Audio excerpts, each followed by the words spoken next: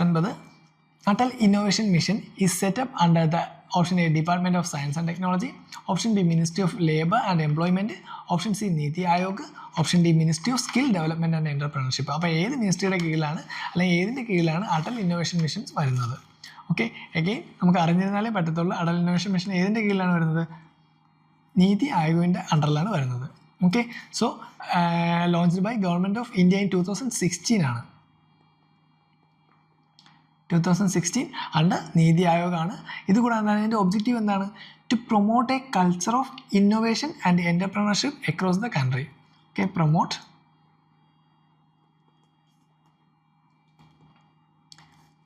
culture of innovation and entrepreneurship across the country. So ഇതാണ് എന്ത് ഈ അടൽ ഇന്നോവേഷൻ മിഷൻ്റെ പ്രധാനപ്പെട്ട ഒബ്ജക്റ്റീവ് എന്ന് പറയുന്നത്. അപ്പോൾ ഗവൺമെൻറ് ഓഫ് ഇന്ത്യ 2016 നീതി ആയോഗിൻ്റെ അണ്ടറിലാണത് ഈ ഒരു പ്രോഗ്രാം, ഈ ഒരു മിഷൻ സ്റ്റാർട്ട് ചെയ്തത്. ഓക്കെ, അപ്പോൾ ആൻസർ എന്താണ്? ആൻസർ ഓപ്ഷൻ സി ആണ്, നീതി ആയോഗാണ്. എങ്ങനെ അറിഞ്ഞിരുന്നാൽ മാത്രമേ നമുക്ക് എഴുതാൻ പറ്റത്തുള്ളൂ. Next 20th question. On 21st June the sun, option A, does not set below the horizon at the Arctic Circle, does not set below the horizon at Antarctic Circle, shines vertically overhead at noon on the equator, shines vertically overhead at the Tropic of Capricorn. അപ്പോൾ ഈ ഒരു picture കാണുമ്പോൾ തന്നെ നമുക്ക് മനസ്സിലാവും എന്താണ് June 20 to 22 എന്താണ് summer ഹോൾസ്റ്റേജ് ആണ്. ഓക്കെ, സമ്മർ സോൾസ്റ്റേജ് ആണ്. സമ്മർ സോൾസ്റ്റേജിൽ എന്താണ് സംഭവിക്കുന്നത്? നോർത്തേൺ ഹെമിസ്ഫിയർ എങ്ങോട്ട് ടിൽറ്റ് ആവുകയാണ് ചെയ്യുന്നത്? സൂര്യൻ്റെ അടുത്തേക്ക് ടിൽറ്റ് ആയാണ് ഇരിക്കുന്നത് നോർത്തേൺ ഹെമിസ്ഫിയർ. സോ അതുകൊണ്ട് എന്തായിരിക്കും ഇവിടെ വരുന്നത്? നോർത്തേൺ ഹെമിസ്ഫിയറിൽ ഇവിടെ വരുന്നത് ഏതാണ്? ആർട്ടിക് സർക്കിളാണ്. ദെൻ ഇവിടെ ആകുമ്പോൾ സദേണിലാകുമ്പോൾ എന്താണ്? അന്റാർട്ടിക് സർക്കിൾ വരും. സോ നമുക്ക് ആദ്യമേ എലിമിനേറ്റ് ചെയ്യാൻ ഏതെങ്കിലുമൊക്കെ പറ്റുമെന്ന് നോക്കാം. ഫസ്റ്റ് പറയുന്നത് എന്താണ്? Does not set below the horizon at Antarctic circle എന്നാണ് പറയുന്നത് സൺ. അപ്പോൾ ഓൾറെഡി എന്താണ് സണ്ണ് അന്റാർട്ടിക് സർക്കിളിൻ്റെ പകുതി എന്താണ് സൺ ഇല്ല. ഓക്കെ, കാരണം അവിടെ എന്താണ് ആ ടൈമിൽ എന്താണ് സമ്മർ സോൾസ്റ്റേഴ്സ് നോർത്തേൺ ഹെമിസ്ഫിയറിൽ വരുന്നുണ്ട്. അതുകൊണ്ട് എന്താണ് ഇവിടെ സൺ ഇല്ല. സോ ആ ഒരു സ്റ്റേറ്റ്മെൻറ്റ് എന്താണ് നമുക്ക് ആദ്യമേ എലിമിനേറ്റ് ചെയ്യാനായിട്ട് പറ്റും. അതുപോലെ എഗെയിൻ ട്രോപ്പിക് ഓഫ് കാപ്രിക്കോൺ എന്ന് പറയുന്നത്. ട്രോപ്പിക് ഓഫ് ക്യാൻസർ ആണെന്ന് നമുക്ക് പറയാമായിരുന്നു, അത് നോർത്തേൺ ഹെമിസ്ഫിയറിലാണ്. പക്ഷേ ട്രോപ്പിക് ഓഫ് കാപ്രിക്കോൺ എവിടെയാണ്? സദേൺ ഹെമിസ്ഫിയറിലാണ്. അപ്പോൾ അത് നമുക്ക് എന്താണ് എലിമിനേറ്റ് ചെയ്യാനായിട്ട് പറ്റും. ദെൻ പറയുന്നത് shines vertically over head at noon at equator. Okay, ഇക്വേറ്ററിൽ നിന്നാണ് വെർട്ടിക്കലി ഓവർ ഹെഡ് ചെയ്യുമെന്നാണ് പറഞ്ഞേക്കുന്നത്. പക്ഷേ ഈ ഒരു ടിൽറ്റഡ് ആംഗിൾ ഉള്ളതുകൊണ്ട് എന്താണ് അതും ശരിയാവത്തില്ല. സോ നമുക്ക് ആൻസർ ഏതായിരിക്കും? Does not set below the horizon at Arctic Circle. കാരണം ആർട്ടിക് സർക്കിൾ ഇവിടെയാണ്. ആർട്ടിക് സർക്കിളിൽ എന്താണ്? Does not set below the horizon. Okay, ഹൊറിസോണിൻ്റെ ബിലോയിൽ സെറ്റ് ആവത്തില്ല. ഓക്കെ, സൺ സെറ്റ് ചെയ്യത്തില്ല. സോ അതാണ് ഇത് ആൻസർ വരുന്നത്. അപ്പോൾ ആൻസർ എന്താണ്? ഓപ്ഷൻ എ ആണ് വരുന്നത്. Does not set below the horizons at the Arctic Circle. Okay, അത് സിമ്പിളായിട്ടുള്ള ക്വസ്റ്റ്യനാണ്, നമുക്കറിയാവുന്ന കാര്യമാണ്. അല്ലെങ്കിൽ ഈ ഇമേജ് നോക്കുമ്പോൾ നമുക്ക് മനസ്സിലാവും. കാരണം എന്താണ് സണ്ണ് നേരെയാണ് ഇത് ടിൽറ്റഡ് ചെയ്തേക്കുന്നത്. എസ്പെഷ്യലി നോർത്തേൺ ഹെമിസ്ഫിയറിൽ സമ്മർ സോൾസ്റ്റേഴ്സ് ആയിരിക്കും. അതുകൊണ്ട് എന്തായിരിക്കും ആർട്ടിക് സർക്കിൾ വരുന്ന നോർത്തേൺ ഹെമിസ്ഫിയറിലാണ്. ആർട്ടിക് സർക്കിളിൽ എന്താണ് sun does not set below the horizon. Next question 21. Which one of the following groups of plants was domesticated in New World and introduced in the Old World?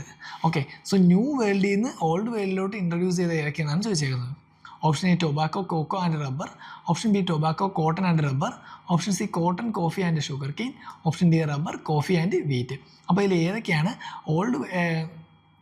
New വേൾഡിൽ നിന്ന് domesticated in the new world and introduce in the old world? Okay, new world domesticate ചെയ്തിട്ട് old വേൾഡിലോട്ട് introduce ചെയ്തതെന്നാണ് ചോദിച്ചേക്കുന്നത്. അപ്പോൾ answer ഏതൊക്കെയാണ്? Answer നമുക്ക് അറിയാവുന്നത് തന്നെയാണ്. ഓപ്ഷൻ എ ആണ്, ടൊബാക്കോയും കോക്കോയും റബ്ബറും ആണ്. കാരണം ഇവിടെ എന്താണ് ന്യൂ വേൾഡും ഓൾഡ് വേൾഡും നമുക്ക് അറിഞ്ഞിരിക്കണം. ന്യൂ വേൾഡ് എന്ന് വെച്ചാൽ എന്താണ്? അതിന് അമേരിക്കൻസിനെയാണ് റെഫർ ചെയ്യുന്നത്. ഓക്കെ, സോ ന്യൂ വേൾഡ് എന്ന് പറയുമ്പോൾ അവിടെ അമേരിക്കൻസിനെയാണ് ഉദ്ദേശിക്കുന്നത്. ബട്ട് ഓൾഡ് വേൾഡ് എന്ന് പറയുമ്പോൾ അവിടെ ആരൊക്കെ വരാം? യൂറോപ്പ്, ഏഷ്യ, ആഫ്രിക്ക പോലുള്ള മറ്റ് കോണ്ടിനെൻറ്റ്സ് വരും. Europe, Asia, Africa. സോ ഇതൊക്കെയാണ് എന്ത് ഓൾഡ് വേൾഡിൽ വരുന്നത്. അപ്പോൾ ഈ എന്താണ് ന്യൂ വേൾഡിൽ നിന്ന് ഓൾഡ് വേൾഡിലോട്ടുള്ള ട്രാൻസ്ഫർ ഓഫ് പ്രോഡക്ട്സ് അല്ലെങ്കിൽ ട്രാൻസ്ഫർ ഓഫ് പ്ലാന്റ്സ്, ഇതിന് പറയുന്ന പേരെന്താണ്? കൊളംബിയൻ എക്സ്ചേഞ്ച് എന്നാണ് ഇതിനെ പറയുന്നത്. Colombian exchange. Okay. So tobacco എന്ന് പറയുന്നത് എന്താണ്, അമേരിക്കൻസിൻ്റെ നേറ്റീവ് ആയിട്ടുള്ള ഒരു കാര്യമാണ്. അതുപോലെ കൊക്കോ എന്ന് പറയുന്നത് എവിടെയാണ്, നമ്മുടെ സൗത്ത് അമേരിക്കയിലും അതുപോലെ എന്താണ് സെൻട്രൽ അമേരിക്കയിലൊക്കെ ഇമ്പോർട്ടൻ്റ് ആയിട്ട് കാണപ്പെടുന്നതാണ്.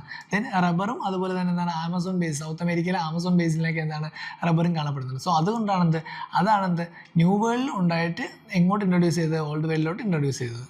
ഓക്കെ. ദെൻ കോട്ടൺ പറയുന്നുണ്ട്. കോട്ടൺ എന്താണ്, ചില സ്പീഷീസൊക്കെ അമേരിക്കയിൽ നേറ്റീവ് ആണെങ്കിലും കോട്ടൻ്റെ പല വെറൈറ്റീസും എന്താണ് നമുക്ക് ഇന്ത്യയിൽ കാണാനായിട്ട് സാധിക്കും. സോ അതുകൊണ്ട് എന്താണ് ഈ ഒരു ഓപ്ഷൻ നമുക്ക് എലിമിനേറ്റ് ചെയ്യാം. എഗെയിൻ ഇവിടെ എന്താണ് കോട്ടൺ ഉണ്ട്, കോഫിയും ഷുഗർ കെയിനും ഉണ്ട്. കോഫി എന്ന് പറയുന്നത് എന്താണ് എത്യോപ്യയുടെ നേറ്റീവ് ആയിട്ടുള്ള പ്രോഡക്റ്റാണ് കോഫി എന്ന് പറയുന്നത്. സോ അതെന്തായാലും കാണത്തില്ല. ദെൻ ഷുഗർ കെയിനും എന്താണ് എസ്പെഷ്യലി സൗത്ത് ഈസ്റ്റ് ഏഷ്യയും അതുപോലെ എന്താണ് ഇന്ത്യയിലൊക്കെ ഷുഗർ കെയിനും ഉള്ളത്. സോ അതും എന്താണ് വരത്തില്ല. ദെൻ എഗെയിൻ റബ്ബർ നമ്മൾ പറഞ്ഞു. ദെൻ കോഫി നമ്മൾ ഓൾറെഡി ഡിസ്കസ് ചെയ്ത്. ദെൻ വീറ്റ് വരുന്നുണ്ട്. വീറ്റ് എന്ന് പറയുന്നത് എന്താണ് നമ്മുടെ Levant region. Okay, Levant region, അതായത് നമ്മുടെ വെസ്റ്റ് ഏഷ്യ ആ ഒരു റീജിയനിലാണ് വരുന്നത്. സിറിയ, ലെബനൻ, ജോർദാൻ, ഇസ്രായേൽ ഇതുപോലുള്ള റീജിയനിലൊക്കെയാണ് ലെവൻറ്റ് റീജിയൻ എന്ന് പറയുന്നത്. സോ അവിടെയാണ് എന്ത് വീറ്റ് പ്രധാനമായിട്ടും എന്താ നേറ്റീവ് ആയിട്ടുള്ളത്. സോ അതുകൊണ്ട് എന്താണ് ആ ഒരു ഓപ്ഷനും അല്ല. അപ്പോൾ ആൻസർ എന്താണ്, ആൻസർ ഓപ്ഷൻ എ ആണ്. ടൊബാക്കോ, കൊക്കോ ആൻഡ് റബ്ബർ ആയിരിക്കും ആൻസർ വരുന്നത്. Next 22. Consider the following statement. Asiatic lion is naturally found in India only. Asiatic lion എന്താണ് ഇന്ത്യയിൽ മാത്രമേ ഉള്ളതെന്നാണ് പറഞ്ഞേക്കുന്നത്. ശരിയാണോ തെറ്റാണോ നമുക്ക് നോക്കാം. Then second, double humped camel is naturally found in India only. Then third, one horned rhinoceros is naturally found in India only. അപ്പോൾ എന്താണ് ഇത് മൂന്നും എന്താണ് ഇന്ത്യയിൽ മാത്രമേ ഉള്ളതെന്നാണ് പറഞ്ഞേക്കുന്നത്. Which of the statement given above are correct?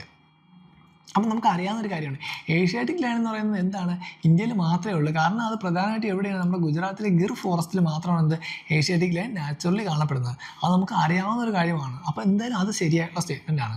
അപ്പോൾ നമുക്ക് ഓപ്ഷൻ ബി അതിൽ നിന്ന് തന്നെ എലിമിനേറ്റ് ചെയ്യാനായിട്ട് പറ്റും. Then double humped camel is naturally found in India only.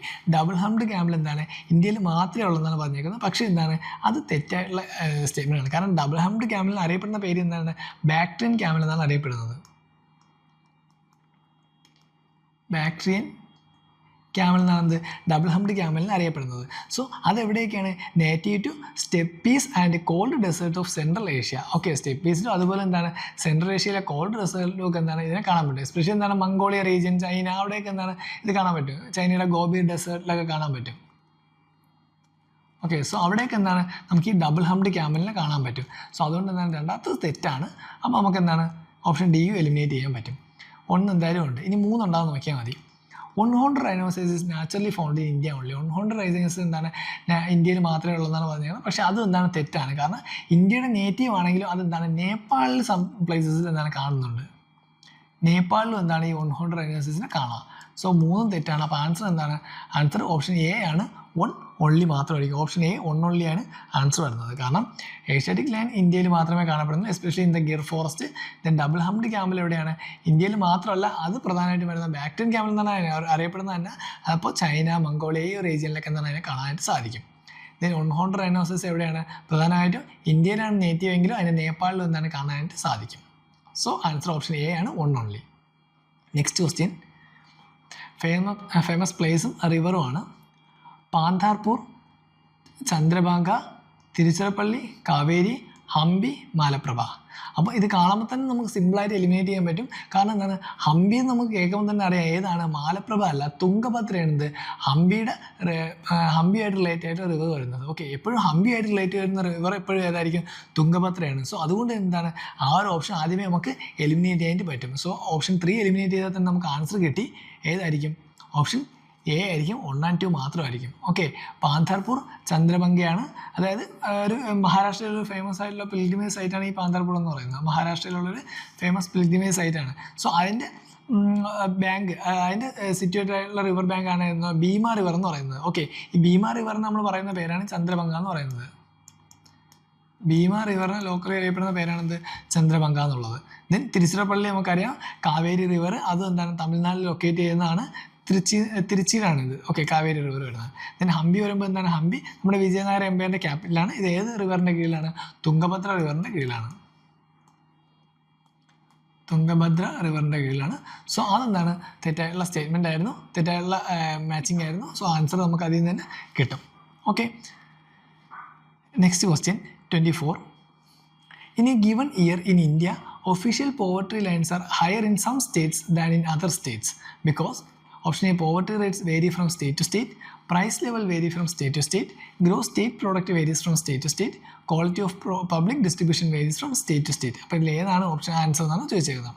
നമുക്കറിയാം ഒഫീഷ്യൽ പോവർട്ടി ലൈൻ എന്ന് പറഞ്ഞാൽ എന്താണ്, അത് ഒരാൾ എത്ര രൂപ വേണം ജീവിക്കാനുള്ള കോസ്റ്റ് ഓഫ് ലിവിങ്ങിനെ പറ്റിയാണ് പറയുന്നത്. ഒഫീഷ്യൽ പോവർട്ടി ലൈൻ എന്ന് പറഞ്ഞാൽ കോസ്റ്റ് ഓഫ് ലിവിങ്ങിനെ പറ്റിയാണ് പറയുന്നത്. അപ്പോൾ ചില സ്ഥലത്ത് എന്തായിരിക്കും കോസ്റ്റ് ഓഫ് ലിവിങ് കൂടുതലായിരിക്കും, ചില സ്ഥലത്ത് എന്താണ് സാധനങ്ങളുടെ വില എന്തായിരിക്കും ഭയങ്കര കൂടുതലായിരിക്കും. സോ അവിടെ നോർമലി എന്തായിരിക്കും പോവർട്ടിയും കൂടുതലായിരിക്കും. അപ്പോൾ ഇവിടെ പറയുന്നതിൽ നമുക്ക് സുഖമായിട്ട് ആൻസർ കിട്ടത്തില്ലേ, കാരണം ഒഫീഷ്യൽ പോവർട്ടി ലൈൻസ് എന്ന് പറഞ്ഞാൽ കോസ്റ്റ് ഓഫ് ലിവിങ്ങിനെ പറ്റിയാണ് പറയുന്നത്. സോ സം സ്റ്റേറ്റിൽ അത് കൂടുതലാണെങ്കിൽ കാരണം എന്തായിരിക്കും, അവിടുത്തെ സാധനങ്ങളുടെ വില എന്തായിരിക്കും കൂടുതലായിരിക്കും. അപ്പോൾ അതേ നമുക്ക് സിമ്പിളായിട്ട് ആൻസർ കിട്ടും. ഏതായിരിക്കും, price levels varies from state to state. കാരണം പല സ്റ്റേറ്റിലും എന്തായിരിക്കും പല പ്രൈസ് ലെവലായിരിക്കും. പ്രൈസ് ലെവൽ കൂടിയ സ്ഥലത്താണെങ്കിൽ അവിടെ എന്തായിരിക്കും പോവർട്ടി ഹൈ ആയിരിക്കും. കാരണം ആൾക്കാർക്ക് എന്തായിരിക്കും സാധനം വാങ്ങാനായിട്ട് ഒരുപാട് പൈസ കാണത്തില്ല. ഇപ്പോൾ ഒരു എന്താണ് അരിക്ക് 10 രൂപ ഉള്ള സ്ഥലത്തും അരിക്ക് 20 രൂപ ഉള്ള സ്ഥലത്തും എന്തായിരിക്കും പോവർട്ടി ഡിഫറൻ്റ് ആയിരിക്കും. 10 രൂപ ഉള്ള സ്ഥലത്ത് ഒരാളുടെ കയ്യിൽ 10 രൂപ ഉണ്ടെങ്കിൽ എന്താണ് എല്ലാവർക്കും അയാൾക്ക് എന്താണ് അരി വാങ്ങിച്ച് കഴിക്കാനായിട്ട് പറ്റും. പക്ഷേ അതേസമയം എന്താണ് 20 രൂപയാണെങ്കിൽ അയാൾ പട്ടിണി കിടക്കേണ്ടി വരും. 20 രൂപ ഉള്ളവന് മാത്രമേ എന്ത് കഴിക്കാനായിട്ട് പറ്റുള്ളൂ. സോ പ്രൈസ് ലെവൽസ് വേരി ചെയ്യുന്നതനുസരിച്ച് എന്താണ് പോവർട്ടി ലൈൻസിന് ഡിഫറൻസ് വരും. ഓക്കെ, സോ അതാണ് ഇവിടെ പറയുന്നത്. Official poverty lines are higher in some states because price levels varies from state to state. എന്താണ് പ്രൈസ് ലെവൽസ് എന്താണ് വേരി ചെയ്യുന്നുണ്ട്. അത് ജസ്റ്റ് എന്താണ് വേറെ സിമ്പിളായിട്ടുള്ളൊരു ക്വസ്റ്റ്യൻ ആണ്. നമുക്ക് എന്താണ് നമ്മുടെ കോമൺ സെൻസ് യൂസ് ചെയ്താൽ തന്നെ എന്താണ് നമുക്ക് കിട്ടുന്നതാണ്. ഓക്കെ, ലാസ്റ്റ് ക്വസ്റ്റ്യൻ, ഇന്നത്തെ നമ്മുടെ ലാസ്റ്റ് ക്വസ്റ്റ്യൻ ആണ്. In the context of which of the following do some scientists suggest the use of cirrus clouds thinning technique and the injection of sulfate aerosol in the stratosphere? Okay, so cirrus cloud thinning ടെക്നിക്കും അതുപോലെ എന്താണ് sulphate aerosol ഇഞ്ചക്ഷനെ പറ്റിയാണ് ചോദിച്ചേക്കുന്നത്. അപ്പോൾ അത് ഏതിലാണെന്ന് ചോദിച്ചേക്കുന്നത് option A creating artificial rains in some regions, reducing the frequency and intensity of tropical cyclones, reducing the adverse effect of solar wind on earth, reducing global warming. അപ്പോൾ ഇതിൽ ഏതാണ് ഈ സിറസ് ക്ലൗഡ് തിന്നിങ്ങും അതുപോലെ എന്താണ് ഇഞ്ചക്ഷൻ സൾഫേറ്റ് എയറോസോളും ഒക്കെ പറയുന്നതെന്നാണ് ചോദിച്ചാൽ. നമുക്ക് ഒറ്റയടിക്ക് ചിലപ്പോൾ എന്തായിരിക്കും creating artificial rain in some regions തോന്നാമെങ്കിലും അതല്ല ആൻസർ. അതിനെന്താണ് ഈ ഒരു മെത്തേഡ് അല്ല യൂസ് ചെയ്യുന്നത്. ഇതെന്തിന് യൂസ് ചെയ്യുന്നതാണ്, ഇത് ഗ്ലോബൽ വാർമിംഗ് റെഡ്യൂസ് ചെയ്യാനായിട്ട് യൂസ് ചെയ്യുന്നതാണ്. ഓപ്ഷൻ ഡി ആണ് കറക്റ്റായിട്ട് വരുന്നത്. ഓക്കെ, കാരണം ഇതെന്തായിരിക്കും നമ്മുടെ ജിയോ എഞ്ചിനീയറിങ്ങും അതുപോലെ തന്നെ ക്ലൈമറ്റ് എഞ്ചിനീയറിങ്ങും ഒക്കെ ആയിട്ട് റിലേറ്റ് ആയിട്ടുള്ളതാണ്.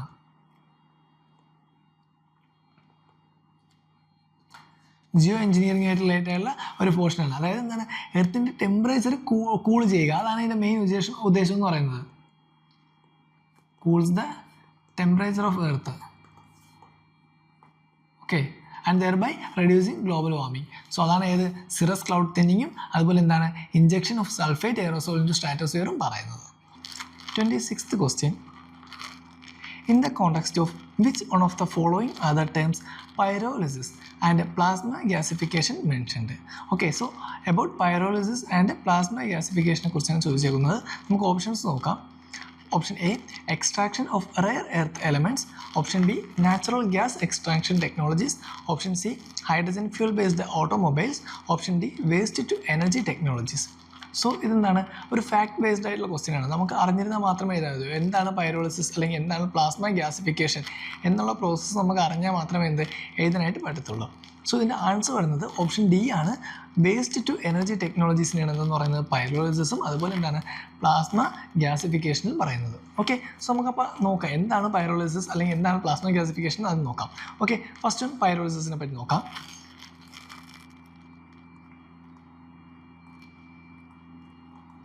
അപ്പോൾ പൈറോളിസിസ് എന്ന് വെച്ചാൽ എന്താണ്, it's a thermal decomposition of organic material ആണ്. Okay, thermal decomposition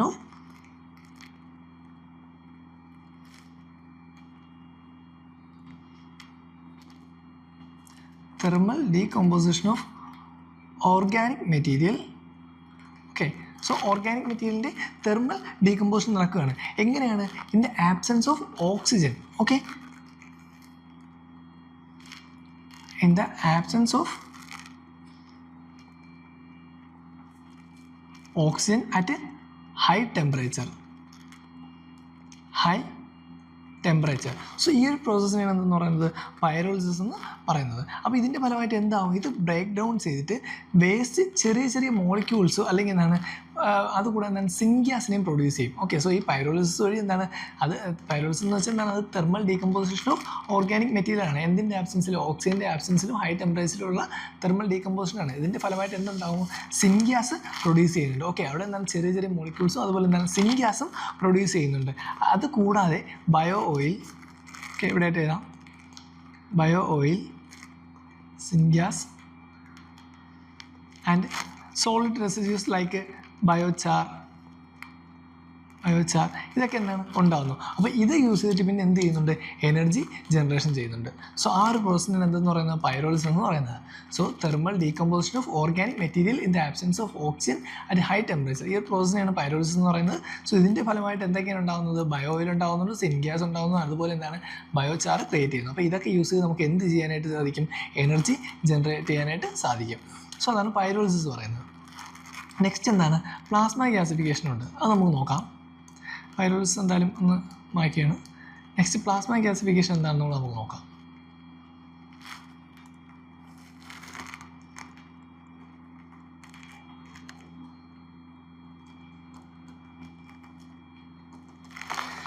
okay, plasma ഗ്യാസിഫിക്കേഷനിൽ എന്താണ്? ഇതിലും ഹൈ ടെമ്പറേച്ചർ പ്ലാസ്മ യൂസ് ചെയ്തിട്ട് എന്ത് ചെയ്യുന്നത്? Convert waste into syngas and slag. Okay, so ഇതിലും സെയിം സാധനം തന്നെയാണ്. Uses high temperature plasma to convert waste into എന്തൊക്കെയാക്കും? Syngas and slag. Okay, so ഇതെന്ത് ചെയ്യുന്നുണ്ട്? ഇതിന് രണ്ട് ഉപയോഗമുണ്ട്. ഒന്നാമത്തെ കേസ് എന്താണ്? നമ്മുടെ വേസ്റ്റിൻ്റെ വോളിയം റെഡ്യൂസ് ചെയ്യുന്നുണ്ട്. നമ്മളിപ്പോൾ എന്താണ് ലാൻഡ് ഫില്ലിൽ കൊണ്ടുപോകുന്നു, വേസ്റ്റിൻ്റെ വോളിയം എന്താണ് റെഡ്യൂസ് ചെയ്യുന്നത്. ഫസ്റ്റ് ആ ഒരു ഉപയോഗമുണ്ട്, വോളിയം റെഡ്യൂസ് ചെയ്യാം. കാരണം എന്താണ്? ഈ വേസ്റ്റ് നമ്മൾ എന്താണ് മാറ്റി അതിനെ മറ്റൊരു ഫോമിലേക്ക് മാറ്റുകയാണ്. അപ്പോൾ അവിടെ എന്താണ് വേസ്റ്റിൻ്റെ റിഡക്ഷൻ ഉണ്ടാകും. അതുകൂടാതെ എന്ത് ചെയ്യാം? ഈ സിൻഗ്യാസ് യൂസ് ചെയ്ത് നമുക്ക് എന്തും ചെയ്യാൻ പറ്റും, എനർജി പ്രൊഡ്യൂസ് ചെയ്യാനും പറ്റും. ഓക്കെ, സോ അതാണ് എന്ത് പ്ലാസ്മ ഗ്യാസിഫിക്കേഷൻ പറയുന്നത്. അപ്പോൾ പൈറോളിസിസും അതുപോലെ തന്നെ എന്താണ് പ്ലാസ്മ ഗ്യാസിഫിക്കേഷനും എന്തുള്ള മെത്തേഡാണ്? വേസ്റ്റിനെ എന്തായിട്ട് കൺവേർട്ട് ചെയ്യുന്നുണ്ട്? എനർജി ആയിട്ട് കൺവേർട്ട് ചെയ്യുന്നുണ്ട്. ഓക്കെ, വേസ്റ്റ് ടു എനർജി ടെക്നോളജീസിനാണ് എന്തെന്ന് പറയുന്നത്? പൈറോളിസിസ് ആൻഡ് പ്ലാസ്മ ഗ്യാസിഫിക്കേഷൻ എന്ന് പറയുന്നത്. ഓക്കെ, സോ 26ാമത്തെ ക്വസ്റ്റ്യൻ ആൻസർ എന്താണ്? ഓപ്ഷൻ ഡി ആയിരിക്കും. Next 27. Which of the following or in Agasthyamalai biosphere reserve. അപ്പോൾ ഇതിൽ അഗസ്ത്യാമലൈ ബയോസ്ഫിയർ റിസർവിൽ ഏതൊക്കെയാണെന്നാണ് ചോദിച്ചേക്കുന്നത്. Option A Neyyar, Peppara and Shendurney wildlife sanctuaries and Kalakkad Mundanthurai tiger reserve. Second one Mudumalai, Sathyamangalam and Wayanad wildlife sanctuaries and Silent Valley national park. Next Koundinya, Gundla, Brahmeswaram and Papikonda wildlife sanctuaries and Mukurthi national park. Okay, next D വരുന്നത് Kawal and Sri Venkateswara wildlife sanctuaries and Nagarjuna Sagar Srisailam tiger reserve. അപ്പോൾ ഇതിൽ ഏതാണ് അഗസ്ത്യമലൈ biosphere റിസർവിൽ വരുന്നതെന്ന് ചോദിച്ചിരിക്കുന്നത്. അപ്പോൾ നമുക്ക് ഈ elimination ട്രിക്കിലൂടെ തന്നെ എന്താണ് ഇതിൻ്റെ ആൻസർ കണ്ടുപിടിക്കാവുന്നേ ഉള്ളൂ. കാരണം നമുക്ക് അഗസ്ത്യമല എന്ന് പറയുന്നത് എന്താണ്? ഏത് ഏരിയയിൽ വരുന്നതാണ്? നമ്മുടെ വെസ്റ്റേൺ ഗട്ട്സ് റീജിയനിലായിട്ട് വരുന്നതാണ് എന്ത് അഗസ്ത്യമലൈ ബയോസ്ഫിയർ റിസർവ് വരുന്നത്. ഓക്കെ, സോ അതുകൊണ്ട് തന്നെ എന്താണ് നമുക്ക് എവിടെയാണ് അല്ലെങ്കിൽ എന്താണ് ഏതൊക്കെയാണ് നമുക്ക് ഇതിൽ അഗസ്ത്യമല ബയോസ്ഫിയർ റിസർവിൽ വരുന്നത് നമുക്ക് എലിമിനേറ്റ് ചെയ്ത് എന്താണ് കണ്ടുപിടിക്കാൻ പറ്റും. ആദ്യമേ നമുക്ക് കൺഫേം ആയിട്ട് എലിമിനേറ്റ് ചെയ്യാൻ പറ്റുന്ന ഏതൊക്കെയാണ്? ഇവിടെ നോക്കിയേ, നാഗാർജുൻ സാഗർ ശ്രീശൈലം ടൈഗർ റിസർവ്. അത് കാണുമ്പോൾ തന്നെ നമുക്കറിയാം എവിടത്തെയാണ്? ആന്ധ്രാപ്രദേശിലെയാണ്. ഓക്കെ, ആന്ധ്രാപ്രദേശ് എന്ന് പറയുമ്പോൾ തന്നെ എന്താണ് ഈസ്റ്റേൺ ഗട്ട്സിൽ വെസ്റ്റേൺ ഗട്ട്സിൽ എന്താണ് ഇമ്പോർട്ടൻസ് ഇല്ല. സോ അതുകൊണ്ട് എന്താണ് ഫസ്റ്റ് നമുക്ക് അത് എലിമിനേറ്റ് ചെയ്യാം. അതുപോലെ നെക്സ്റ്റ് നോക്കി പാപ്പിക്കൊണ്ട വൈൽഡ് ലൈഫ് സാങ്ച്വറീസ് എഗെയിൻ എന്താണ് ആന്ധ്രാപ്രദേശ് റീജിയനിലാണ് വരുന്നത്. പാപ്പിക്കൊണ്ട കാണുമ്പോൾ നമുക്കറിയാം അത് എവിടെയാണ്? ആന്ധ്രാപ്രദേശ് റീജിയനിലാണ് വരുന്നത്. ഓക്കെ, സോ അതുപോലെ എന്താണ് കൗണ്ടിന്യം, അത് നമ്മൾ പറഞ്ഞു. ഓക്കെ, അപ്പോൾ എന്താണ് ഇത് രണ്ടും എവിടെ വരുന്നതാണ്? ആന്ധ്രാപ്രദേശ് റീജിയനിൽ വരുന്നത്. എഗെയിൻ അതെന്താണ് നമുക്ക് എലിമിനേറ്റ് ചെയ്യാനായിട്ട് പറ്റും. പിന്നെ നോക്കി Mudumalai, Sathyamangalam and Wayanad wildlife sanctuaries. അതിൽ നമുക്ക് അറിയാം സത്യമംഗലം എന്ന് പറയുന്നത് എവിടെയാണ്? സത്യമംഗലം ബയോസ്ഫിയർ റിസർവ് ഏതിൻ്റെ കീഴിലാണ് വരുന്നത്? അത് നീലഗിരിയിലാണ് വരുന്നത്. ഓക്കെ, നീലഗിരിയിലാണ് വരുന്നത്.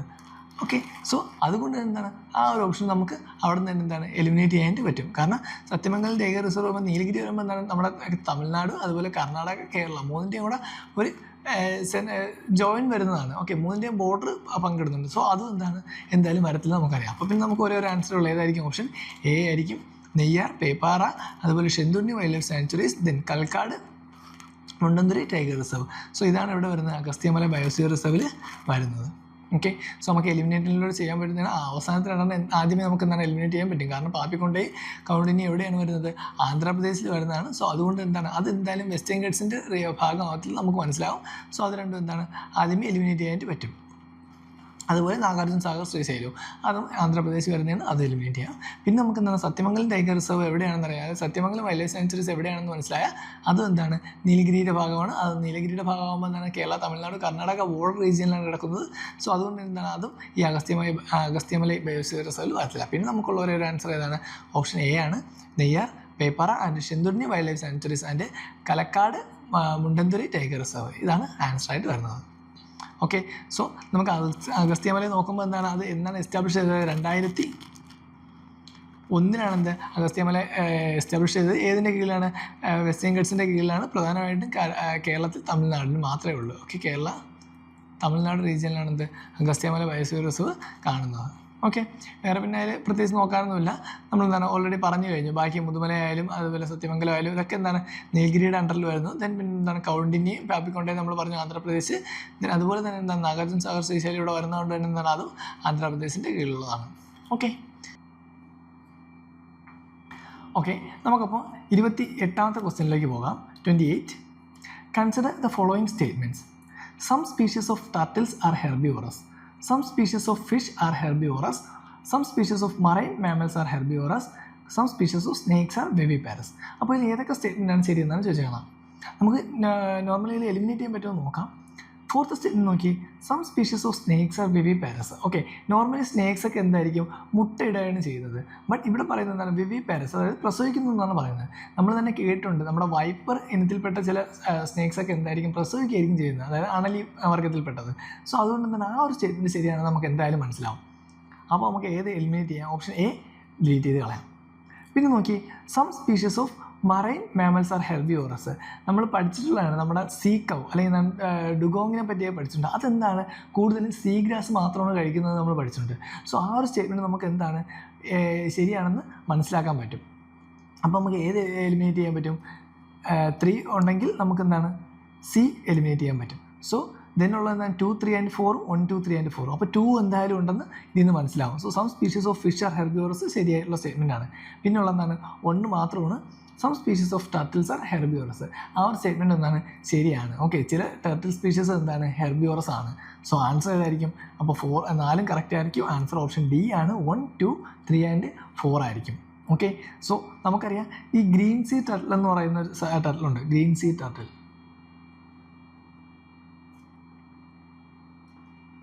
അപ്പോൾ ഈ ഗ്രീൻ സീ ടർട്ടിൽ എന്താണ്? ഇത് ഹെർബിവോറസ് ആണ്. ഓക്കെ. നോർമലി മറ്റ് ടർട്ടിൽസ് ഒന്നും എന്താണ് ഹെർബിവോറസ് അല്ലെങ്കിലും ഗ്രീൻ സീ ടർട്ടിൽ എന്താണ് അത് ഒരു പ്രൈമറി ഹെർബിവോറസ് സ്പീഷീസ് ആണ്. ഓക്കെ. അത് കൂടുതലും എന്താണ് ഈ സീ ഗ്രീസ് അതുപോലെ എന്താണ് സീയിലുള്ള ആൽഗെ അതിനെയൊക്കെ എന്താണ് കൺസ്യൂം ചെയ്യുന്നത്. സോ അതുകൊണ്ട് എന്താണ് അത് ശരിയായിട്ടുള്ള സ്റ്റേറ്റ്മെൻ്റ് ആണ്. സെക്കൻഡ് വന്ന് some species of fish are herbivorous എന്ന് പറയുന്നുണ്ട്. എക്സാമ്പിൾ ആയിരിക്കുകയാണ് നമ്മുടെ പാരറ്റ് ഫിഷ്,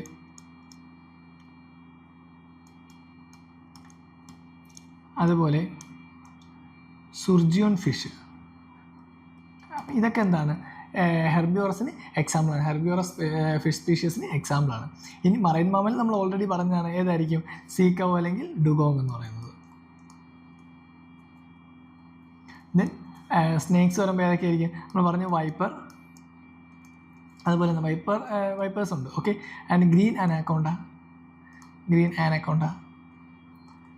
പിന്നെ ചില കടലിലേക്ക് പാമ്പുകൾ. Okay. Snakes in the sea. Okay. Sea snakes. അപ്പോൾ ഇതൊക്കെ എന്തായിരിക്കും? വിവിപാരസ് ആയിരിക്കും. ഓക്കെ. സോ അതാണ് 28th ക്വസ്റ്റ്യൻ. അപ്പോൾ ആൻസർ ഏതായിരിക്കും? ആൻസർ ഓപ്ഷൻ ഡി ആണ്. 1, 2, 3 and 4. 4 ഓപ്ഷൻ എന്താണ് കറക്റ്റാണ്. 4 സ്റ്റേറ്റ്മെൻറ്റും കറക്റ്റാണ്. അത് നമുക്ക് 29th ക്വസ്റ്റ്യൻ നോക്കാം. Consider the following pairs wildlife naturally found in. First one blue finned mahseer, Kaveri river. Second one Irrawaddy dolphin, Chambal river. Third rusty spotted cat, Eastern Ghats. അപ്പോൾ ഏതൊക്കെ പേഴ്സാണ് correctly matched എന്നാണ് ചോദിച്ചേക്കുന്നത്. അപ്പോൾ നമുക്ക് എലിമിനേറ്റ് ചെയ്യാൻ പറ്റുമോ നോക്കാം ഏതെങ്കിലും ഒന്ന്. നമുക്ക് പെട്ടെന്ന് കണ്ട പഴം തന്നെ തോന്നുന്നത് ഏതാണ്? ഐരാവതി ഡോൾഫിൻ, ചമ്പൽ റിവർ എന്നാണ് കൊടുത്തേക്കുന്നത്. നമുക്കറിയാം ഐരാവതി ഡോൾഫിൻ അല്ല, ചമ്പൽ റിവറിൽ മെയിനായിട്ട് കാണപ്പെടുന്ന ഡോൾഫിൻ ഏതാണ്? അത് ഗാൻജറ്റിക് ഡോൾഫിനാണ്. ഓക്കെ. ഗാൻജറ്റിക് റിവർ ഡോൾഫിനാണ്. ഐരാവതി ഡോൾഫിൻ എവിടെയാണ് കാണപ്പെടുന്നത്? അത് ചിലിക്ക ലേക്കിൽ, ഒഡീഷയിലെ ചിലിക്ക ലേക്കിലാണ് ഏത് കാണപ്പെടുന്നത്? ഐരാവതി കാണപ്പെടുന്നത്. സോ രണ്ടാമത്തെ ആദ്യമേ തെറ്റാണെന്ന് മനസ്സിലായി. അത് തെറ്റാകുമ്പോൾ തന്നെ നമുക്ക് ഏതൊക്കെ എലിമിനേറ്റ് ചെയ്യാം? ബാക്കി 3 ഓപ്ഷനും എലിമിനേറ്റ് ചെയ്യാം. അപ്പോൾ ആൻസർ ഏതായിരിക്കും? ബാക്കി 3 ഓപ്ഷൻ 2 വരുന്ന 3 ഓപ്ഷൻ എലിമിനേറ്റ് ചെയ്യാം. അപ്പോൾ ആൻസർ ഏതായിരിക്കും? ആൻസർ ഓപ്ഷൻ സി ആണ്, 1 and 3 ഓൺലി ആയിരിക്കും. ഓക്കെ, ബ്ലൂ ഫൈൻഡ് മഹർഷി എവിടത്തെയാണ്? കാവേരി റിവറിലെയാണ്. അതായത് അതിനെ അറിയപ്പെടുന്ന പേര് തന്നെ എന്താണ്? ടൈഗർ ഓഫ് കാവേരി എന്നൊക്കെയാണ് അറിയപ്പെടുന്നത്.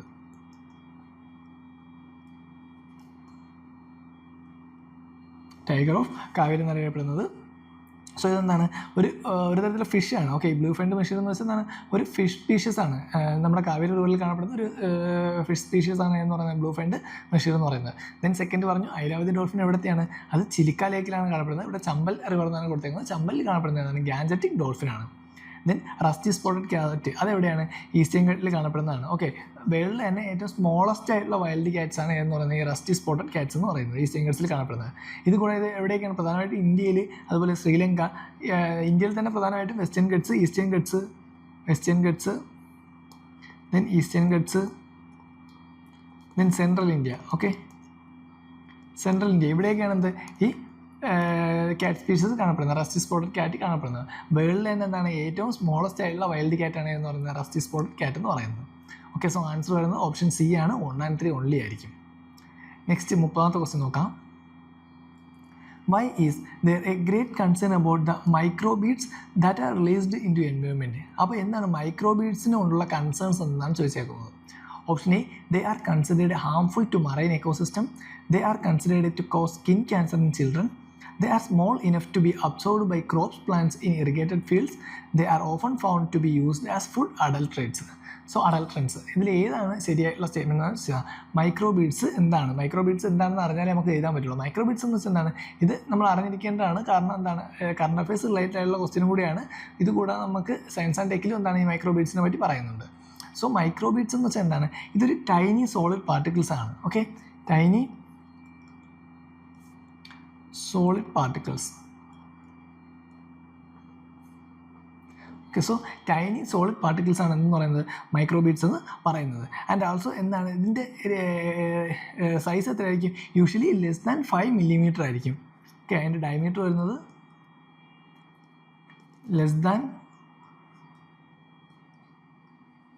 5 millimeter ആയിരിക്കും. ഓക്കെ, സോ അതാണ് ഏതെന്ന് പറയുന്നത്? മൈക്രോബീഡ്സ് എന്ന് പറയുന്നത്. സോ ആൻഡ് ആൾസോ എന്തായിരിക്കും ഇത് കൂടുതൽ യൂസ് ചെയ്യുന്ന എവിടെയൊക്കെയാണ്? നമ്മുടെ പേഴ്സണൽ കെയർ പ്രോഡക്ട്സ്. ഓക്കെ, അതായത് ഇപ്പോൾ നമ്മുടെ യൂസ് ചെയ്യുന്ന ഫേസ് സ്ക്രബ്സുകൾ, ടൂത്ത് പേസ്റ്റുകൾ, ഇതിലൊക്കെയാണ് ഇത് കൂടുതൽ യൂസ് ചെയ്യുന്നത് മൈക്രോബീഡ്സ്. ഓക്കെ, പേഴ്സണൽ കെയർ പ്രോഡക്ട്സിൽ. സോ ഇവിടെയൊക്കെയാണ് മൈക്രോബീഡ്സ് യൂസ് ചെയ്യുന്നത്. അപ്പോൾ ഇതിൽ ആൻസർ വരുന്നത് എന്താണ്? ആൻസർ ഓപ്ഷൻ എ ആണ് വരുന്നത്. കാരണം ഇതിന് എന്താണ്? Harmful to marine ecosystem. Okay, അത് മറൈൻ എക്കോസിസ്റ്റത്തിന് ഹാംഫുൾ ആവും. കാരണം നമ്മളിപ്പോൾ ഈ പേഴ്സണൽ കെയർ പ്രോഡക്ട്സ്, ഇപ്പോൾ ടൂത്ത് പേസ്റ്റ് ആയാലും അല്ലെങ്കിൽ എന്താണ് ഫേസ് സ്ക്രബ്സ് കാര്യങ്ങളൊക്കെ ആയാലും എന്താണ് ഇത് യൂസ് ചെയ്ത ശേഷം ഇത് വാഷ് ചെയ്ത് നമ്മൾ കളയുന്നുണ്ട്. ഇത് പിന്നെ എങ്ങോട്ടാണ് പോകുന്നത്? ഇത് നേരെ എന്താണ് മറ്റ് മറൈൻ എക്കോസിസ്റ്റത്തിലേക്ക് പോകാൻ ചാൻസ് ഉണ്ട്. അവിടെ ചെന്നിട്ട് എന്താണ് അവിടുത്തെ മറ്റ് ജീവികളിലല്ല എന്താണ് മറൈൻ ആനിമൽസിലേക്ക് എന്താണ് അത് കൺസ്യൂം ചെയ്യുക. അതിനൊക്കെ എന്താണ് ഒരുപാട് ഹെൽത്ത് ഇഷ്യൂസും മറ്റുമൊക്കെ ഉണ്ടാവുകയും ചെയ്യുന്നു. സോ അതുകൊണ്ടാണ് ഇത് ഹാംഫുൾ ടു മറൈൻ എക്കോസിസ്റ്റം എന്ന് പറയുന്നത് മൈക്രോബീഡ്സ്. ഓക്കെ, സോ 30ാമത്തെ ആൻസർ എന്താണ്? ആൻസർ ഓപ്ഷൻ എ ആണ്. ഇതെന്ത് ചെയ്യുന്നുണ്ട്? ഈ മൈക്രോബീഡ്സ് മറൈൻ എക്കോസിസ്റ്റത്തിന് എന്താണ് ഹാംഫുള്ളായി മാറുന്നുണ്ട്. ഓക്കെ, ഇത് ഫുഡ് അഡൾട്രൻസോ അല്ലെങ്കിൽ എന്താണ് ഇത് നോർമലി എന്താണ് ഇറങ്ങി പോകും നമ്മുടെ മണ്ണിലേക്കും അതുപോലെ എന്താണ് മറ്റ് മറൈൻ എക്കോസിസ്റ്റത്തിലേക്ക് പോയെങ്കിലും എന്താണ് അതിനെ ക്രോപ്പ് പ്ലാന്റ്സ് അബ്സോർവ് ചെയ്യുന്നതായിട്ട് പറഞ്ഞിട്ടില്ല. ഓക്കെ, ഇറിഗേറ്റഡ് ഫീൽഡിൽ നിന്ന് എന്താണ് ക്രോപ്പ് പ്ലാന്റ്സ് അങ്ങനെ അബ്സോർവ് ചെയ്യുന്നതായിട്ട് പറഞ്ഞിട്ടില്ല.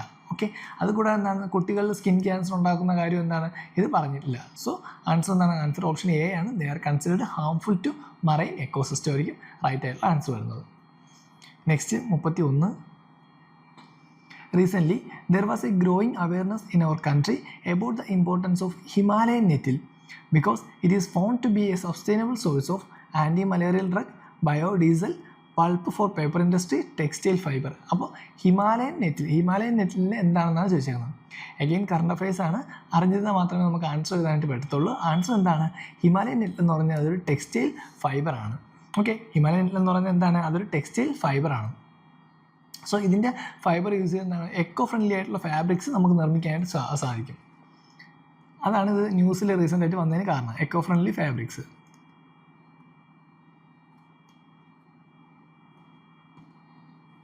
സോ ഇതിൻ്റെ എന്ത് യൂസ് ചെയ്തിട്ടാണ് നമ്മുടെ ഈ ടെക്സ്റ്റൈലിൻ്റെ അല്ലെങ്കിൽ ഇതിൻ്റെ ഫൈബേഴ്സ് യൂസ് ചെയ്തിട്ട് എക്കോ ഫ്രണ്ട്ലി ആയിട്ടുള്ള ഫാബ്രിക്സ് നമുക്ക് എന്താണ് നിർമ്മിക്കാനായിട്ട് പറ്റും. ഓക്കെ, ആൻഡ് ഓൾസോ ഇത് എന്താണ്, ഇതൊരു പ്ലാന്റിൽ നിന്ന് ഗെയിൻ ചെയ്തെടുക്കുന്നതാണ്. So a plant which has gained attention due to the sustainable potential of textile industry. അതാണ് എന്ന് പറയുന്നത് ഈ ഹിമാലയൻ നെറ്റിൽ എന്ന് പറയുന്നത്. അതെന്താണ്, ഒരു ഈ ഒരു പ്ലാന്റിൽ നിന്നാണ് ഈ ഒരു ഫൈബർ എടുക്കുന്നത്. ഓക്കെ, നോ ആൻഡ് ആൾസോ ഇത് എന്തിൻ്റെയൊക്കെ ആൾട്ടർനേറ്റീവ് ആയിട്ട് നമുക്ക് യൂസ് ചെയ്യാം. നമ്മൾ യൂസ് ചെയ്തിരിക്കുന്ന സിന്തറ്റിക് ഫൈബേഴ്സ് പോലുള്ള നൈലോണിൻ്റെയും അതുപോലെ എന്താണ് പോളിസ്റ്റർ. അപ്പോൾ ഇതിനൊക്കെ പകരമായിട്ട് നമുക്ക് ഏത് യൂസ് ചെയ്യാം, ഈ സിന്തറ്റിക് ഫൈബേഴ്സിനൊക്കെ പകരമായിട്ട് നമുക്ക് ഈ എക്കോ ഫ്രണ്ട്ലി ഫാബ്രിക് ആയിട്ടുള്ള ഹിമാലയൻ നെറ്റിൽ യൂസ് ചെയ്യാനായിട്ട് പറ്റും. സോ ഇതെന്താണ്, ഒരു ടെക്സ്റ്റൈൽ ഫൈബറാണ്. ഇത് കറണ്ട് അഫയേഴ്സ് റിലേറ്റഡ് ആയിട്ടുള്ള ക്വസ്റ്റ്യൻ ആണ്. ആൻസർ ഓപ്ഷൻ ഡി ആണ്. Next 32. For the measurement or estimation of which of the following are satellite images or remote sensing data used? First statement, chlorophyll content in vegetation of a specific location, greenhouse gas emission from rice paddies of a specific location, land surface temperature of a specific location. അപ്പോൾ ഇതിൽ ഏതിനൊക്കെയാണ് നമുക്ക് satellite image അല്ലെങ്കിൽ remote sensing data use ചെയ്യാമെന്നാണ് ചോദിച്ചേക്കുന്നത്. Okay, again എന്താണ്, കുറച്ചൊരു broad ലെവലിലുള്ള ക്വസ്റ്റ്യൻ ആണ്. നമുക്ക് എന്താണ് സിമ്പിളായിട്ട് ഒരുപാട് ആലോചിച്ചില്ലെങ്കിൽ നമുക്ക് ആദ്യമേ എന്താണ് ഡി കൊടുക്കാം. കാരണം ഇതിനെല്ലാത്തിനും എന്താണ് വേണം, ഈ സാറ്റലൈറ്റ് ഇമേജ് യൂസ് ചെയ്തൂടെ അല്ലെങ്കിൽ റിമോട്ട് സെൻസിങ് യൂസ് ചെയ്തൂടെ എന്ന രീതിക്ക് നമ്മൾ ചിന്തിച്ചാൽ എന്താണ് ആൻസർ ഡി ആയിട്ട് നമുക്ക് എഴുതാനായിട്ട് പറ്റും. ഓക്കെ, 1, 2, 3 എന്താണ് കറക്റ്റായിട്ടുള്ള ആൻസറാണ്. കാരണം ക്ലോറോഫിൽ കണ്ടന്റ് വെജിറ്റേഷനിലെ ഒരു സ്പെസിഫിക് ലൊക്കേഷനിലെ വെജിറ്റേഷൻ്റെ ക്ലോറോഫിൽ കണ്ടന്റ് നോക്കാനായിട്ടായാലും, അല്ലെങ്കിൽ എന്താണ് പാഡി ഫീൽഡീസ് എന്നുള്ള ഗ്രീൻ ഹൗസ് ഗ്യാസ് എമിഷൻ നോക്കാനായിട്ടായാലും, അല്ലെങ്കിൽ ലാൻഡ് സർഫസ് ടെമ്പറേച്ചർ ഇതിൻ്റെ കാര്യങ്ങളൊക്കെ നോക്കാനായാലും എന്താണ് നമുക്ക് ഈ സാറ്റലൈറ്റ് ഇമേജ് അല്ലെങ്കിൽ റിമോട്ട് സെൻസിങ് ഡേറ്റ യൂസ് ചെയ്യാനായിട്ട് പറ്റും. ഓക്കെ, അപ്പോൾ ഏതൊക്കെ ഫീൽഡിൽ യൂസ് ചെയ്യാമെന്ന് വെച്ചാൽ നമുക്ക് എവിടെയൊക്കെ കൊടുക്കാം, എൻവയോൺമെൻറ്റൽ മോണിറ്ററിങ്ങിന് യൂസ് ചെയ്യാം,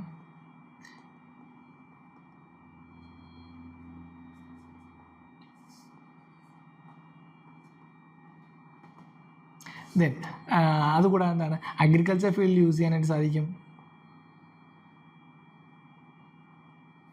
ക്ലൈമറ്റ് ഫീൽഡിൽ യൂസ് ചെയ്യാം, ദെൻ ഡിസാസ്റ്റർ മാനേജ്മെൻറ്റിൽ യൂസ് ചെയ്യാം. അപ്പോൾ ഒരുപാട് യൂസുകൾ എന്താണ് ഈ റിമോട്ട് സെൻസിങ് അല്ലെങ്കിൽ സാറ്റലൈറ്റ് ഇമേജ് എന്താണ് വാസ്റ്റ് യൂസുകളുണ്ട്. സോ അതുകൊണ്ട് എന്താണ് ഇത് നമുക്ക് ഏതിൽ വേണമെന്നാണ് ഇപ്പോൾ എൻവയോൺമെൻറ്റ്, അതുപോലെ അഗ്രികൾച്ചർ, ക്ലൈമറ്റ്, ഡിസാസ്റ്റർ മാനേജ്മെൻറ്റ് ഇതിലെല്ലാം തന്നെ എന്താണ് നമുക്കിത് യൂസ് ചെയ്യാനായിട്ട് സാധിക്കും. Okay, so answer option D ആണ്. 1, 2 and 3 ആയിരിക്കും. ഓക്കെ, അപ്പോൾ ജസ്റ്റ് നോക്കി വയ്ക്കുക സാറ്റലൈറ്റ് ഇമേജിൻ്റെ മറ്റ് ഉപയോഗങ്ങൾ എന്തൊക്കെയാണ് എന്നുകൂടി എന്നാണ് നോക്കി വയ്ക്കുക. Next 33. Consider the following states: Chhattisgarh, Madhya Pradesh, Maharashtra, Odisha. With reference to states mentioned above in terms of percentage of forest cover to the total area of state, which one of the following is the correct ascending order? So ഇതെന്താണ് 2019 question ആണ്. അപ്പോൾ എന്താണ് അതിനും ആ ഒരു ടൈമിലത്തെ അല്ലെങ്കിൽ എന്താണ് ആ ഒരു പീരീഡിലുള്ള ഫോറസ്റ്റ് കവറിനെ പറ്റിയാണ് ചോദിച്ചേക്കുന്നത്. സോ അറിഞ്ഞിരുന്നാലും നമുക്ക് എഴുതാനായിട്ട് പറ്റത്തുള്ളൂ. ആൻസർ ഏതായിരിക്കും? ആൻസർ ഓപ്ഷൻ സി ആണ്. 3, 2, 4, 1 ആണ്. അതായത് മഹാരാഷ്ട്ര ചോദിച്ചേക്കുന്നത് എന്താണ് അസെൻഡിങ് ഓർഡർ ആണ്. ഓക്കെ, അതായത് ചെറുതിൽ നിന്ന് വരുന്നില്ല, ഏറ്റവും കുറവപ്പോൾ എവിടെയായിരിക്കും? മഹാരാഷ്ട്രയിലായിരിക്കും. അത് കഴിഞ്ഞിട്ട് മധ്യപ്രദേശാണ്, ദെൻ ഒഡീഷ വരും, ഏറ്റവും ലാസ്റ്റാണ് എന്ത് ഛത്തീസ്ഗഡ് വരുന്നത്. ഓക്കെ, അപ്പോൾ അത് നമ്മൾ എന്താണ് അറിഞ്ഞിരുന്നാലേ പറ്റത്തുള്ളൂ. മഹാരാഷ്ട്രയിൽ ഏകദേശം 16.50% മാത്രമേ ഉള്ളായിരുന്നു. 16.50% ആണ് എന്ത് മഹാരാഷ്ട്രയിലുണ്ടായിരുന്നത്. സെക്കൻഡ് മധ്യപ്രദേശാണ് വരുന്നത്, അവിടെ എത്രയായിരുന്നു? 25.14%. ദെൻ തേർഡ് ഒഡീഷ വരുന്നത്, ഒഡീഷയിൽ നിന്നാണ് 33.15 ആണ്. 33.15% ആണ് വരുന്നത്. ദെൻ ഛത്തീസ്ഗഡ് വരുന്നത്, ഛത്തീസ്ഗഡിൽ എത്രയാണ്? 41.13%. സോ ഇതിൽ ഏറ്റവും വലുത് ഏതായിരിക്കും? ഛത്തീസ്ഗഡിലായിരിക്കും. ഓക്കെ, സോ ഇത് 2019 ഡേറ്റ വെച്ചിട്ടുള്ള ആൻസറാണ്. ബട്ട് നമുക്കിപ്പോൾ ഈ ഒരു ടൈമിൽ എന്താണ് ഈ ഒരു ക്വസ്റ്റ്യൻ ചോദിച്ചാൽ നമുക്ക് എങ്ങനെ വരും? ഇതിപ്പോൾ എന്താണ് ചേഞ്ചുകൾ ഉണ്ടായിട്ടുണ്ട്. കാരണം ഇപ്പോൾ ചോദിക്കുന്നത് എന്താണ്, നമുക്ക് കൂടുതൽ എവിടെ വരുന്നുണ്ട്? ലക്ഷദ്വീപിൽ ഏകദേശം ലക്ഷദ്വീപിലാണ് എന്ത് ഏറ്റവും കൂടുതൽ ഫോറസ്റ്റ് കവർ ഏരിയ വരുന്നത്. എത്രയാണ് വരുന്നത്? 91% ആണ് ലക്ഷദ്വീപിൽ വരുന്നത്. അത് കഴിഞ്ഞ് പിന്നെ മിസോറാം, അരുണാചൽ പ്രദേശ്, ആൻഡമാൻ ഈ ഒരു റീജിയനിലേക്കാണ് വരുന്നത്. ഏറ്റവും കുറവ് വരുന്നത് എവിടെയൊക്കെയാണ്? ഏറ്റവും കുറവ് എന്നുള്ള പഞ്ചാബ്, ഹരിയാന റീജിയനിലാണ്. പഞ്ചാബിലും ഹരിയാനയിൽ ഏകദേശം എത്രയാണ്? 3 to 4% ആണ് എന്ത് ഈ ഒരു ഫോറസ്റ്റ് കവർ ഉള്ളത്. ഓക്കെ, സോ ഇപ്പോഴത്തെ ഡേറ്റയും കൂടെ എന്താണ് നമ്മൾ നോക്കി വയ്ക്കുക. കാരണം ഇത് 2019 2023 എന്താണ് പുതിയ ഡേറ്റ വന്നിട്ടുണ്ട്. സോ പുതിയ ഡേറ്റ വെച്ചാണ് എന്ത് നമുക്ക് നോക്കേണ്ടത്. ഓക്കെ, സോ ഇവിടെ എന്താണ് with reference to the states mention above in terms of percentage of forest cover to the total area of state which of the following is the correct ascending order എന്നാണ് ചോദിക്കുക. അപ്പോൾ answer വരുന്നത് എന്താണ്? Answer option C ആണ് വരുന്നത്. But ഇന്നത്തെ നമുക്ക് 2026 ഇപ്പോൾ ഒരു ക്വസ്റ്റ്യൻ ചോദിക്കുന്നത് എന്തായിരിക്കും? ഈ ഒരു ഓർഡർ ആയിരിക്കത്തില്ല. ഓക്കെ, അതിൽ കുറച്ചും കൂടെ കറണ്ട് അഫയേഴ്സ് നമ്മൾ ആഡ് ചെയ്തോളണം. അതുകൂടെ എന്താണ് ബാക്കിയും കൂടി ജസ്റ്റ് നോക്കുക. എന്താണ് ഈ ഫോറസ്റ്റ്, ഇത് ആരാണ് പബ്ലിഷ് ചെയ്യുന്നത്? ഫോറസ്റ്റ് സർവേ ഓഫ് ഇന്ത്യയാണ്. ഫോറസ്റ്റ് സർവേ ഓഫ് ഇന്ത്യയാണ് ഈ റിപ്പോർട്ട് പബ്ലിഷ് ചെയ്യുന്നത്. ഓക്കെ, അപ്പോൾ India state forest report, okay, അല്ലെങ്കിൽ എന്താണ് ഈ ഒരു ഫോറസ്റ്റ് സർവേ ഓഫ് ഇന്ത്യ, അത് ഏതിൻ്റെ കീഴിലാണ്? Ministry of ministry of environment, forest and climate ചേഞ്ചിൻ്റെ കീഴിലായിരിക്കും ഇത് വരുന്നത്. ഫോറസ്റ്റ് സർവേ ഓഫ് ഇന്ത്യ ആണ് ഇത് റിപ്പോർട്ട് പ്രസൻറ്റ് ചെയ്യുന്നത്, ഓക്കെ, പബ്ലിഷ് ചെയ്യുന്നത്. ഓക്കെ, സോ അതാണ് 33ാമത്തെ ക്വസ്റ്റ്യൻ. അപ്പോൾ നമ്മൾ ആ ഒരു ക്വസ്റ്റ്യൻ നോക്കുമ്പോൾ ആരാണ് എന്താണ് ഇതിൻ്റെ ഏത് റിപ്പോർട്ടിൻ്റെ കീഴിലായിരിക്കും ഇത് വരുന്നത്, ആരായിരിക്കും പബ്ലിഷ് ചെയ്യുന്നത്, ഇപ്പോഴത്തെ കറണ്ട് ആയിട്ടുള്ള അതിൻ്റെ അപ്ഡേഷൻസ് എന്തൊക്കെയാണ് എന്നുകൂടി നോക്കി പോവുക. അപ്പോൾ ആരാണ്? ഫോറസ്റ്റ് സർവേ ഓഫ് ഇന്ത്യയാണ് പബ്ലിഷ് ചെയ്യുന്നത്. ഇന്ത്യൻ സ്റ്റേറ്റ് ഓഫ് ഫോറസ്റ്റ് റിപ്പോർട്ടിലാണ് ഇത് വരുന്നത്. ഓക്കെ, അതുകൊണ്ട് ജസ്റ്റ് ഒന്ന് എഴുതിയേക്കാം. Indian state of forest report, India state of forest report. Okay, so India state of forest റിപ്പോർട്ടിൻ്റെ അണ്ടറിൽ ഫോറസ്റ്റ് സർവേ ഓഫ് ഇന്ത്യയാണ് ഇത് പബ്ലിഷ് ചെയ്യുന്നത്. ഏത് മിനിസ്ട്രിയുടെ കീഴിലാണ്? Ministry of ministry of environment, forest climate and climate change, ministry of environment, forest climate change, അവരാണ് ഇത് publish ചെയ്യുന്നത്. ഓക്കെ, സോ അതാണ് 33ാമത്തെ ക്വസ്റ്റ്യൻ. ആൻസർ അപ്പം എന്താണ്? 3-4-1 ആണ്. 34. Which of the following statements are correct about the deposits of methane hydrate? Methane hydrates-ന്റെ ഡെപ്പോസിറ്റുമായിട്ട് റിലേറ്റ് ആയിട്ട് കറക്റ്റ് സ്റ്റേറ്റ്മെൻറ്റ് ഏതാണ് ചോദിച്ചേക്കുന്നത്. Global warming might trigger the release of methane gas from these deposits. Large deposits of methane hydrate are found in Arctic tundra and under the seafloor. Methane in atmosphere oxidizes to carbon dioxide after a decade or two. ഏതാണ് correct എന്നാണ് ചോദിച്ചേക്കുന്നത്. ഇതിൽ എന്താണ് methane hydrate എന്ന് നമുക്ക് അറിഞ്ഞിരുന്നാൽ answer ചെയ്താനായിട്ട് പറ്റുള്ളൂ. അപ്പോൾ എന്താണ് methane hydrate നമ്മൾ ആദ്യം അറിയുക. ഓക്കെ, സോ മീഥേൻ ഹൈഡ്രേറ്റ് എന്ന് വെച്ചാൽ എന്താണ്? ഇതൊരു ഐസ് പോലത്തെ ഒരു തിങ് ആണ്. Okay, it's a ice only occurs naturally. ഇവിടെ ആയിട്ട് എഴുതാം.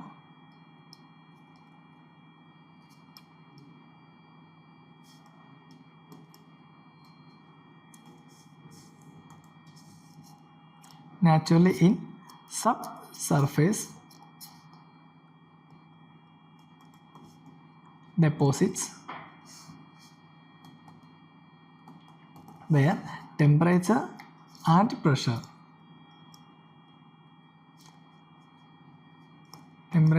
pressure conditions are favorable.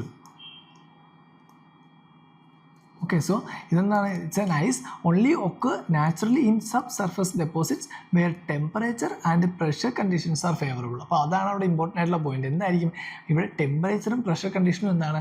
Favourable ഉള്ള കണ്ടീഷൻ ആയിരിക്കണം. എവിടെയാണ്? നാച്ചുറലി ഫൗണ്ട് ഇൻ സബ്സർഫസ് ഡെപ്പോസിറ്റ്സിലാണ് കാണപ്പെടുന്നത്. അപ്പോൾ അതിനെയാണ് മീഥേൻ ഹൈഡ്രേറ്റ് എന്ന് പറയുന്നത്. അപ്പോൾ നമുക്ക് നോക്കാം. Global warming might trigger the release of methane gas from the these deposits. അപ്പോൾ അത് ശരിയാവാനുള്ള ചാൻസ് ഉണ്ടോ? കാരണം നമുക്കറിയാം ഗ്ലോബൽ വാർമിംഗ് എന്ന് വെച്ചാൽ എന്താണ്? ഗ്ലോബൽ വാർമിംഗ് എന്ന് വെച്ചാൽ ടെമ്പറേച്ചർ കൂടുന്ന ഒരു പ്രോസസ്സാണ്. ഓക്കെ, നമ്മൾ പറഞ്ഞു ഇവിടെ മീഥേൻ ഹൈഡ്രേറ്റ് എന്ന് വെച്ചാൽ എന്താണ്? അതിനൊരു ടെമ്പറേച്ചറും പ്രഷറും എന്തായിരിക്കും? ഫേവറബിൾ ആയിട്ടുള്ള കണ്ടീഷൻ വേണം. ആ ഫേവറബിൾ കണ്ടീഷനിൽ മാറിയാൽ എന്താണ്? അതിന് റിലീസ് ആവാനുള്ള ചാൻസ് കൂടുതലായിരിക്കും. സോ ഇവിടെ ഗ്ലോബൽ വാർമിംഗ് എന്ന് പറയുമ്പോൾ ടെമ്പറേച്ചർ അവിടെ കൂടുതലാണ്. സോ ഒരു ഫേവറബിൾ കണ്ടീഷനിൽ നിന്ന് മാറുകയാണ്. സ്വാഭാവികമായിട്ടും അപ്പോൾ എന്ത് ചെയ്യും? മീഥേൻ ഗ്യാസ് എമിറ്റ് ചെയ്യും. ഓക്കെ, സോ ഇവിടെ എന്തായിരിക്കും? ആ പറയുന്ന സ്റ്റേറ്റ്മെൻറ്റ് ശരിയാണ്. Global warming might trigger the release of methane gas from these deposits.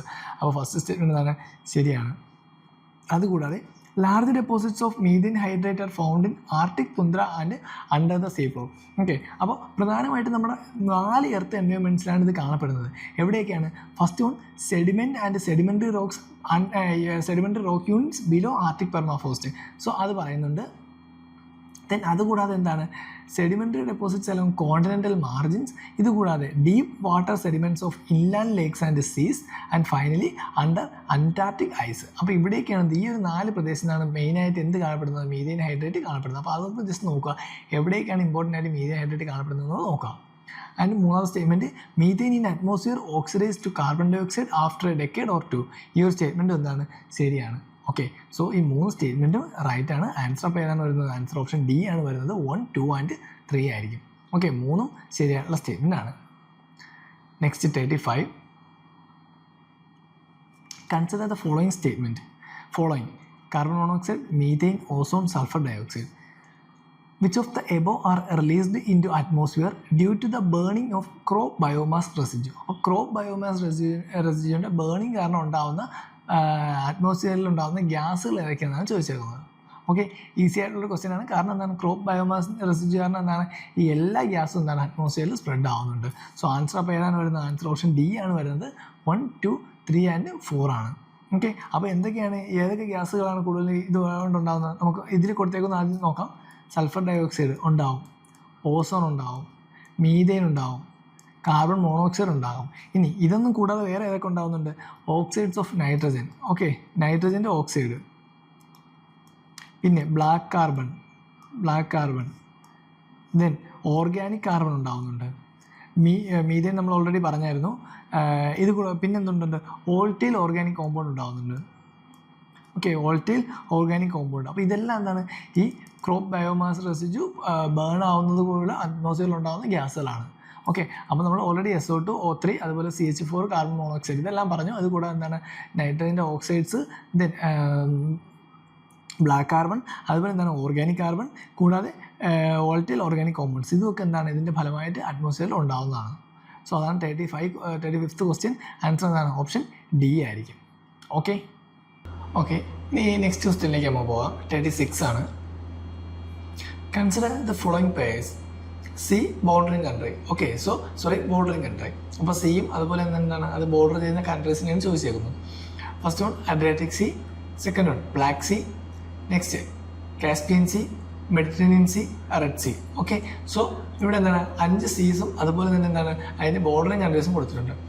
Adriatic Sea Albania, black C Croatia, Caspian C Kazakhstan, Mediterranean C Morocco, red C Syria. അപ്പോൾ ഇത് ഏതൊക്കെ പ്ലേയേഴ്സാണ് കറക്റ്റ്ലി മാച്ച് എന്നാണ് ചോദിച്ചേക്കുന്നത്. ഓക്കെ, ഓപ്ഷൻസ് നോക്കാം. Option A 1, 2 and 4 only, option B 1, 3 and 4 only, option C 2 and 5 only, option D 1, 2, 3, 4 and 5. എല്ലാ പ്ലേയേഴ്സും ശരി എന്ന് പറഞ്ഞിട്ടുണ്ട്. അപ്പോൾ ഇത് ഏതൊക്കെ പ്ലേയേഴ്സാണ് ശരി? അഗെയിൻ എന്താണ് വേൾഡ് മാപ്പിംഗ് ആയിട്ട് റിലേറ്റഡ് ആയിട്ടുള്ള ക്വസ്റ്റ്യൻ ആണ്. നമുക്കിപ്പോൾ അറിഞ്ഞിരുന്നാൽ മാത്രമേ അറിയാൻ പറ്റുള്ളൂ. ഇപ്പോൾ അഡ്രിയാറ്റിക് സി ആയാലും ബാൾട്ടിക് സി ആയാലും കാസ്പിയൻ സി ആയാലും ഇതെല്ലാം എന്താണ് ഇമ്പോർട്ടൻ്റ് ആയിട്ടുള്ള സീസാണ്. അപ്പോൾ ഇതിൻ്റെ ബോർഡർ ചെയ്യുന്ന കൺട്രീസ് ഏതൊക്കെയാണ് എന്താണ് എന്തായാലും നമ്മൾ അറിഞ്ഞിരിക്കുന്നത്. എന്നാൽ മാത്രമേ ഈ ക്വസ്റ്റ്യൻ അറ്റൻഡ് ചെയ്യാനായിട്ട് പറ്റത്തുള്ളൂ. നമുക്ക് ഇവിടുത്തെ ആൻസർ ഏതൊക്കെയാണ്? ആൻസർ അഡ്രിയാറ്റിക് സി അൽബേനിയ ആയിട്ടാണ്. ഓക്കെ, സോ ഇത് റൈറ്റ് ആണ്. ഓക്കെ, കറക്റ്റ് ആയിട്ടാണ് മാച്ച് ചെയ്തേക്കുന്നത്. ഇനി സെക്കൻഡ് വരുന്നത് എന്താണ്? ബ്ലാക്ക് സി ക്രൊയേഷ്യയുമായിട്ട് ബോർഡർ പങ്കിടുന്നില്ല. സോ സെക്കൻഡ് പേര് എന്താണ്? സെക്കൻഡ് ആയിട്ടുള്ള പേര് കൊടുത്തേക്കുന്നത് തെറ്റാണ്. തേർഡ് കാസ്പിയൻ സി കസാക്കിസ്ഥാനുമായിട്ട് എന്താണ് പങ്കിടുന്നുണ്ട്. ഓക്കെ, സോ അതും ശരിയായിട്ടുള്ള മാച്ചിങ് ആണ്. ദെൻ മെഡിറ്ററേനിയൻ സി മൊറോക്കോ അതും എന്താണ് ശരിയാണ്. ബട്ട് റെഡ് സി എന്താണ് സിറിയയായിട്ട് പങ്കിടുന്നില്ല. സോ അതും റോങ് ആണ്. ഓക്കെ, സോ അപ്പോൾ നമ്മുടെ ആൻസർ ഏതൊക്കെയായിരിക്കും? ആൻസർ 1, 3 and 4 ഓൺലി ആയിരിക്കും. ഓക്കെ, അഡ്രിയാറ്റിക് സി 1, അതുപോലെ 3 കാസ്പിയൻ സി, 4 മെഡിറ്ററേനിയൻ സി. ഇതായിരിക്കും നമ്മുടെ റൈറ്റ് ആൻസർ വരുന്നത്. 1, 3 and 4 ആയിരിക്കും. അപ്പോൾ നോർമലി എന്താണ് ഈ ഒരു ക്വസ്റ്റ്യൻ വരുമ്പോൾ നമ്മൾ അറിഞ്ഞിരിക്കണം നമ്മുടെ ഒരു സിയും അല്ലെങ്കിൽ എന്താണ് അതിൻ്റെ ബോർഡറിങ് കൺട്രീസ് ഏതൊക്കെയാണ്, അല്ലെങ്കിൽ ഇമ്പോർട്ടൻ്റ് ആയിട്ടുള്ള സീസ് അതുപോലെ ഇമ്പോർട്ടൻ്റ് ആയിട്ടുള്ള സീസ് മാത്രം പറഞ്ഞൊന്നുമില്ല. നമുക്ക് ചിലപ്പോൾ എന്താണ് ചില ലാൻഡ്സ് ആയിരിക്കാം. ഓക്കെ, മേ ബി കൺട്രീസ് ആയിരിക്കാം. ചിലപ്പോൾ എന്തായിരിക്കും എന്തെങ്കിലും ലേക്സ് ആയിരിക്കും. സോ അതുമായിട്ട് ബന്ധപ്പെട്ട ചിലപ്പോൾ ഏതെങ്കിലുമൊക്കെ സ്ട്രെയിറ്റോ പാസുകളോ അങ്ങനത്തെയൊക്കെ ആയിരിക്കാം. സോ അതുമായിട്ട് ഇമ്പോർട്ടൻ്റ് ആയിട്ടുള്ള ബോർഡറിങ് കൺട്രീസ് എന്താണ് നോക്കി വയ്ക്കുന്നത് നല്ലതാണ്, എസ്പെഷ്യലി നമ്മുടെ കറണ്ട് അഫയേഴ്സ് റിലേറ്റഡ് ആയിട്ടുള്ളത്. ഓക്കെ, സോ അതാണ് 36ാമത്തെ ക്വസ്റ്റ്യൻ. ആൻസർ എന്താണ്? ആൻസർ ഓപ്ഷൻ ബി ആണ്. 1, 3, 4 ആയിരിക്കും. ഓക്കെ, നമുക്കിപ്പോൾ ജസ്റ്റ് ഒരു ഇപ്പോൾ അഡ്രിയാറ്റിക് സീയും ബ്ലാക്ക് സീയും മെഡിറ്ററേനിയൻ സീ നമുക്ക് എന്താണ് ഒരുപാടുണ്ട്. ഓക്കെ, ഏകദേശം 21ഓളം കൺട്രീസ് മെഡിറ്ററേനിയൻ സീനെ ബോർഡർ പങ്കിടുന്നുണ്ട്. അപ്പോൾ അത് ജസ്റ്റ് എന്താണ് മാപ്പ് നോക്കുക. ബാക്കി സീ ഇപ്പോൾ അഡ്രിയാറ്റിക് ആയാലും ബ്ലാക്ക് സീ ആയാലും കാസ്പിയൻ സീ ആയാലും അതിലൊക്കെ നമുക്ക് എന്താണ് കുറച്ച് എളുപ്പ വേർഡ്സ് വെച്ച് എന്താണ് പഠിക്കാനായിട്ട് നോക്കാം. ഓക്കെ, ഷോർട്ട് കട്ട് യൂസ് ചെയ്ത് അതിൻ്റെ ചുറ്റുമുള്ള കൺട്രീസിനെ പഠിക്കാൻ നോക്കാം. ഫസ്റ്റ് നമുക്ക് അഡ്രിയാറ്റിക് സീ നോക്കാം.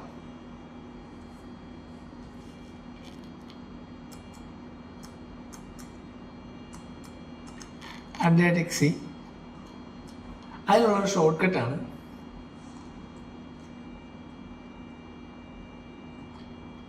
Incredibly slimy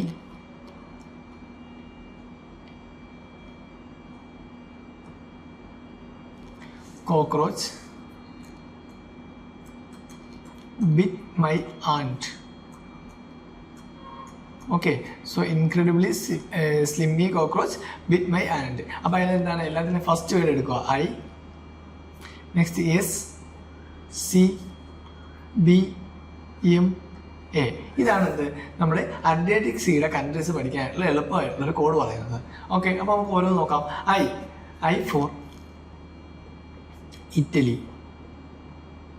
okay. ഐ എന്ന് പറയുന്നത് എന്താണ്? ഇറ്റലിയാണ്. Then next S for Slovenia. Okay, Slovenia, S for Slovenia. Next വരുന്ന C for Croatia. C for Croatia. Next B four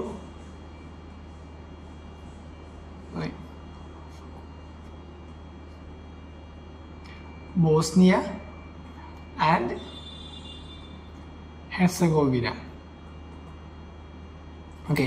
അടുത്തത് എം ഫോർ മൊണ്ടനെഗ്രോ. ലാസ്റ്റ് വരുന്ന A for Albania. Okay. So ഇത്രയാണ് ഇത് Adriatic സീനെ ബോർഡർ ചെയ്യുന്ന countries. അപ്പോൾ നമുക്കറിയാം I for Italy, S for Slovenia, C for Croatia, B for Bosnia and Herzegovina, M for Montenegro, A for Albania. So അതാണ് ഇത് incredibly slimy cockroach with my and.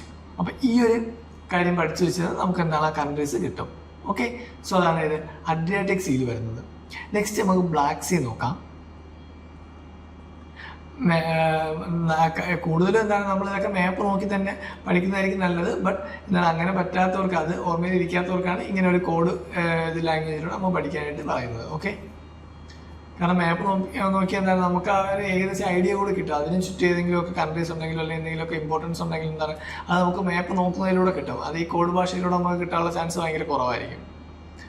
Next നോക്കാം. അടുത്തത് black സീയുടെ. നമ്മളിപ്പോൾ Adriatic സീയുടെ പറഞ്ഞു. Next Black see.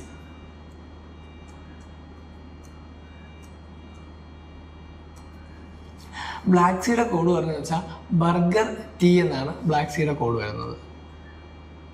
BURGUR burger, പിന്നെ ഒരു ടീയും കൂടെ. ഓക്കെ. സോ ബർഗറിന്റെ കൂടെ എന്താണ് ഒരു ടീയും കൂടെ ആഡ് ചെയ്ത് കൊടുത്താൽ ബ്ലാക്ക് സീയുടെ കിട്ടും. BURGUR ദെൻ ഒരു ടീ കൂടി, അതാണ് ബർഗർ ടീ. അപ്പോൾ നമുക്ക് അതിൻ്റെ ഓരോന്ന് നോക്കാം. ആദ്യം BU. ഓക്കെ. BU ചേർത്താണ്, ബാക്കിയെല്ലാം എന്താണ് സിംഗിൾ ആണ്. കാരണം അതാണ് ഒന്ന് സ്മോൾ ലെറ്ററിലൂടെ എഴുതിയേക്കുന്നത്. BU എന്ന് വെച്ചാൽ ബൾഗേറിയയാണ്. ഓക്കെ. BU means Bulgaria.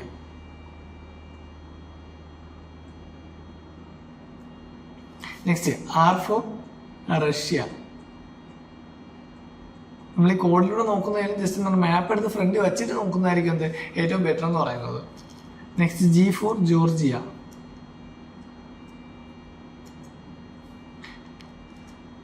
U for Ukraine.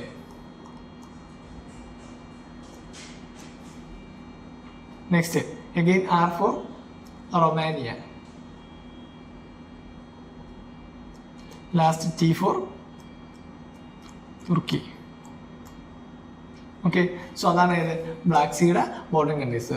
BU Bulgaria, then R for Russia, G for Georgia, U for Ukraine, R for Romania and T for Turkey. Okay. So ഇത് ഇത്രയാണ് ബ്ലാക്ക് സീ ബോർഡർ ചെയ്യുന്ന countries എന്ന് പറയുന്നത്. അപ്പോൾ burger tea. Okay. ബർഗറിൻ്റെ കൂടെ എന്താണ് ടീയും കൂടെ add ചെയ്താൽ ബർഗർ ടീ, അതാണ് എന്ത് ബ്ലാക്ക് സീ ബോർഡർ ചെയ്യുന്ന കൺട്രീസ് എന്ന് പറയുന്നത്. ഓക്കെ. നെക്സ്റ്റ്, അപ്പോൾ നമ്മൾ ഏതെങ്കിലും അഡ്രിയാറ്റിക് സീയും അതുപോലെ ബ്ലാക്ക് സീയും കഴിഞ്ഞു. നെക്സ്റ്റ് കാസ്പിയൻ സീ നോക്കാം. ഇവിടുത്തെ നമുക്ക് അഡ്ജസ്റ്റ് ചെയ്താൽ Caspian Sea. Okay. Next Caspian Sea ആണ്. അപ്പോൾ അതിന് ഉള്ളൊരു വേർഡാണ് Tariq. Okay. TARIK. Okay. K ആണ് താരിഖ്. അപ്പോൾ നമുക്ക് ഓരോന്ന് നോക്കാം. ഫസ്റ്റ് T ഫോർ തുർക്ക്മെനിസ്ഥാൻ ആണ്.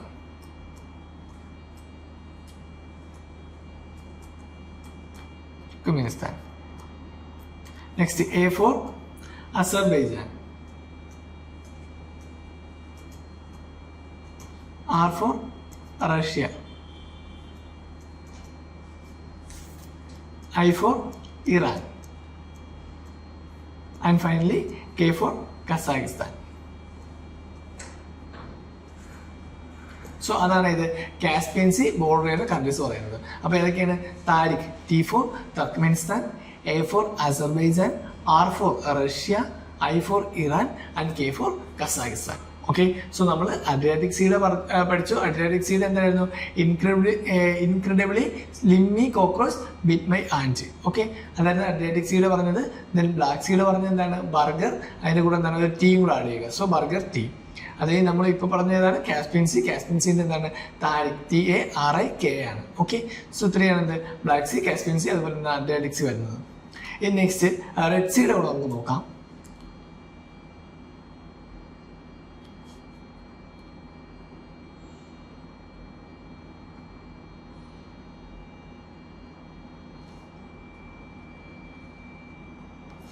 നെക്സ്റ്റ് വരുന്നത് റെഡ് സീ ആണ്. ഓക്കെ, റെഡ് സീക്ക് വരുന്നതാണ് ഡെസി. Okay, DESSEOI. ഓക്കെ, റെഡ് സീഡാണ് ഡെസി എന്ന് വരുന്നത്. അപ്പോൾ അത് ഏതൊക്കെയാണ് നമുക്ക് നോക്കാം. First D for Djibouti,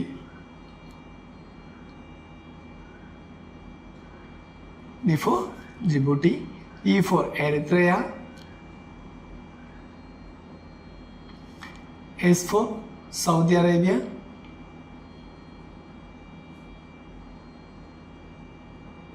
again ഒരു എസും കൂടെ ഉണ്ട്. അതേതാണ്? സുഡാൻ.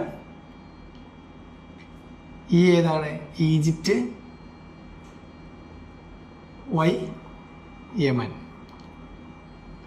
സോ അതാണ് ഇത് റെഡ് സീഡ് വരുന്നത്. DESSEOI, deci. D for Djibouti, E for എറിത്രയ, S for Saudi Arabia, S for Sudan, E for Egypt, and Y for Yemen. So അതാണ് ഇത് റെഡ് സീ ബോർഡർ ചെയ്യുന്ന കൺട്രീസ് എന്ന് പറയുന്നത്. ഓക്കെ, സോ നമ്മൾ already Adriatic സീയുടെ പഠിച്ചു, Caspian സീയുടെ പഠിച്ചു, black സീയുടെ പഠിച്ചു, red സീയുടെ പഠിച്ചു. ഇനി ഇതുപോലെ മെഡിറ്ററേനിയൻ സീക്ക് ഉണ്ട്. പക്ഷെ അതെന്താണ്? കുറച്ച് വാസ്റ്റ് ആയിട്ടുള്ളതാണ്. കാരണം മെഡിറ്ററേനിയൻ സീയുടെ എന്താണ്? ഏഷ്യൻ പാർട്ടുണ്ട്, ആഫ്രിക്കൻ പാർട്ടുണ്ട്, യൂറോപ്യൻ പാർട്ടുണ്ട്. അങ്ങനെ എന്താണ്? കുറച്ച് അധികമായിട്ട് സ്പ്രെഡ് ചെയ്ത് കിടക്കുന്നുണ്ട്. ഓക്കെ, സോ അത് നമ്മൾ എന്താണ്? ജസ്റ്റ് മാപ്പ് നോക്കുക. നിങ്ങൾ മാപ്പിൽ എന്താണ് കറക്റ്റായിട്ട് നോക്കിയെടുക്കുക അതിൻ്റെ ഏതൊക്കെ കൺട്രീസ് ആണ്.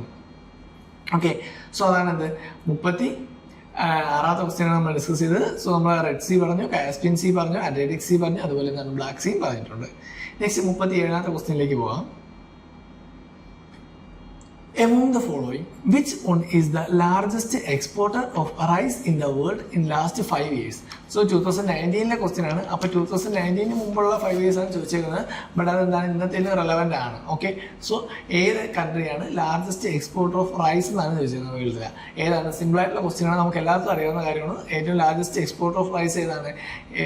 ഇന്ത്യയാണ്. ഓക്കെ, സോ സിൻസ് 2012 മുതൽ ഇന്ത്യ തന്നെയാണ് ലാർജസ്റ്റ് എക്സ്പോർട്ടർ ഓഫ് റൈസ് എന്ന് പറയുന്നത്. So largest producer of rice ചോദിച്ചാൽ ആരായിരിക്കും? അത് ചൈനയാണ്. ലാർജസ്റ്റ് പ്രൊഡ്യൂസർ ചൈനയാണ്. ബട്ട് എക്സ്പോർട്ടർ ആരാണ്? എക്സ്പോർട്ടർ അത് ഇന്ത്യയാണ്. India since 2012. ഓക്കെ, 2012 മുതൽ എന്താണ്? ഇന്ത്യയാണ് ലാർജസ്റ്റ് എക്സ്പോർട്ടർ ഓഫ് റൈസ് എന്ന് പറയുന്നത്. ഇനി ചൈന എന്താണ്? ലാർജസ്റ്റ് പ്രൊഡ്യൂസർ ആണെങ്കിലും അവർ അതുപോലെ തന്നെ എന്താണ്? കൺസ്യൂം ചെയ്യുന്നുണ്ട്. ഓക്കെ, ഡൊമസ്റ്റിക്കലി അവർക്ക് ഈ ഇത്രയും അവർ എത്ര ഉണ്ടാക്കുന്നു അത്രയും ഇതെന്താണ്? അവർ ഡൊമസ്റ്റിക്കലി കൺസ്യൂം ചെയ്യുന്നുണ്ട്. അതുകൂടെ എന്താണ്? അവർ സ്റ്റോർ ചെയ്തും വയ്ക്കുന്നുണ്ട്. സോ അതുകൊണ്ടാണ് അവർ ലാർജസ്റ്റ് എക്സ്പോർട്ടർ ആവാത്തത്. ബട്ട് ഇന്ത്യ എന്താണ്? Largest exporter. നമ്മൾ 2014 മുതൽ 2018 വരെയുള്ള ടൈം എടുത്താൽ 2014-18 ആ ഒരു ടൈം പീരീഡ് എടുത്തിട്ടുണ്ടെങ്കിൽ 25 മുതൽ 26% വരെ എന്താണ്? ഇന്ത്യ എക്സ്പോർട്ട് ചെയ്തിരുന്നു. ഓക്കെ, ബട്ട് അതിപ്പോൾ 2023-25 ടൈം ആണെങ്കിൽ എത്രയാണ്? അഗെയിൻ ഇൻക്രീസ് ആയി 35 മുതൽ 40% വരെയാണ് ഇന്ത്യ എക്സ്പോർട്ട് ചെയ്യുന്ന റൈസ്. ഓക്കെ, സോ ഇതാണ് ഏകദേശം ഒരു കണക്ക് പറയുന്നത്. 2014-18 25-26% എക്സ്പോർട്ട് ചെയ്തുകൊണ്ടിരുന്നത് 2023-25 എത്രയാണ്? 35% മുതൽ 40% വരെ എക്സ്പോർട്ട് ചെയ്യാനായിട്ട് തുടങ്ങി. So the world largest producer of rice ചൈനയാണ്. ബട്ട് എക്സ്പോർട്ടർ ആരാണ്? ഇന്ത്യയാണ്.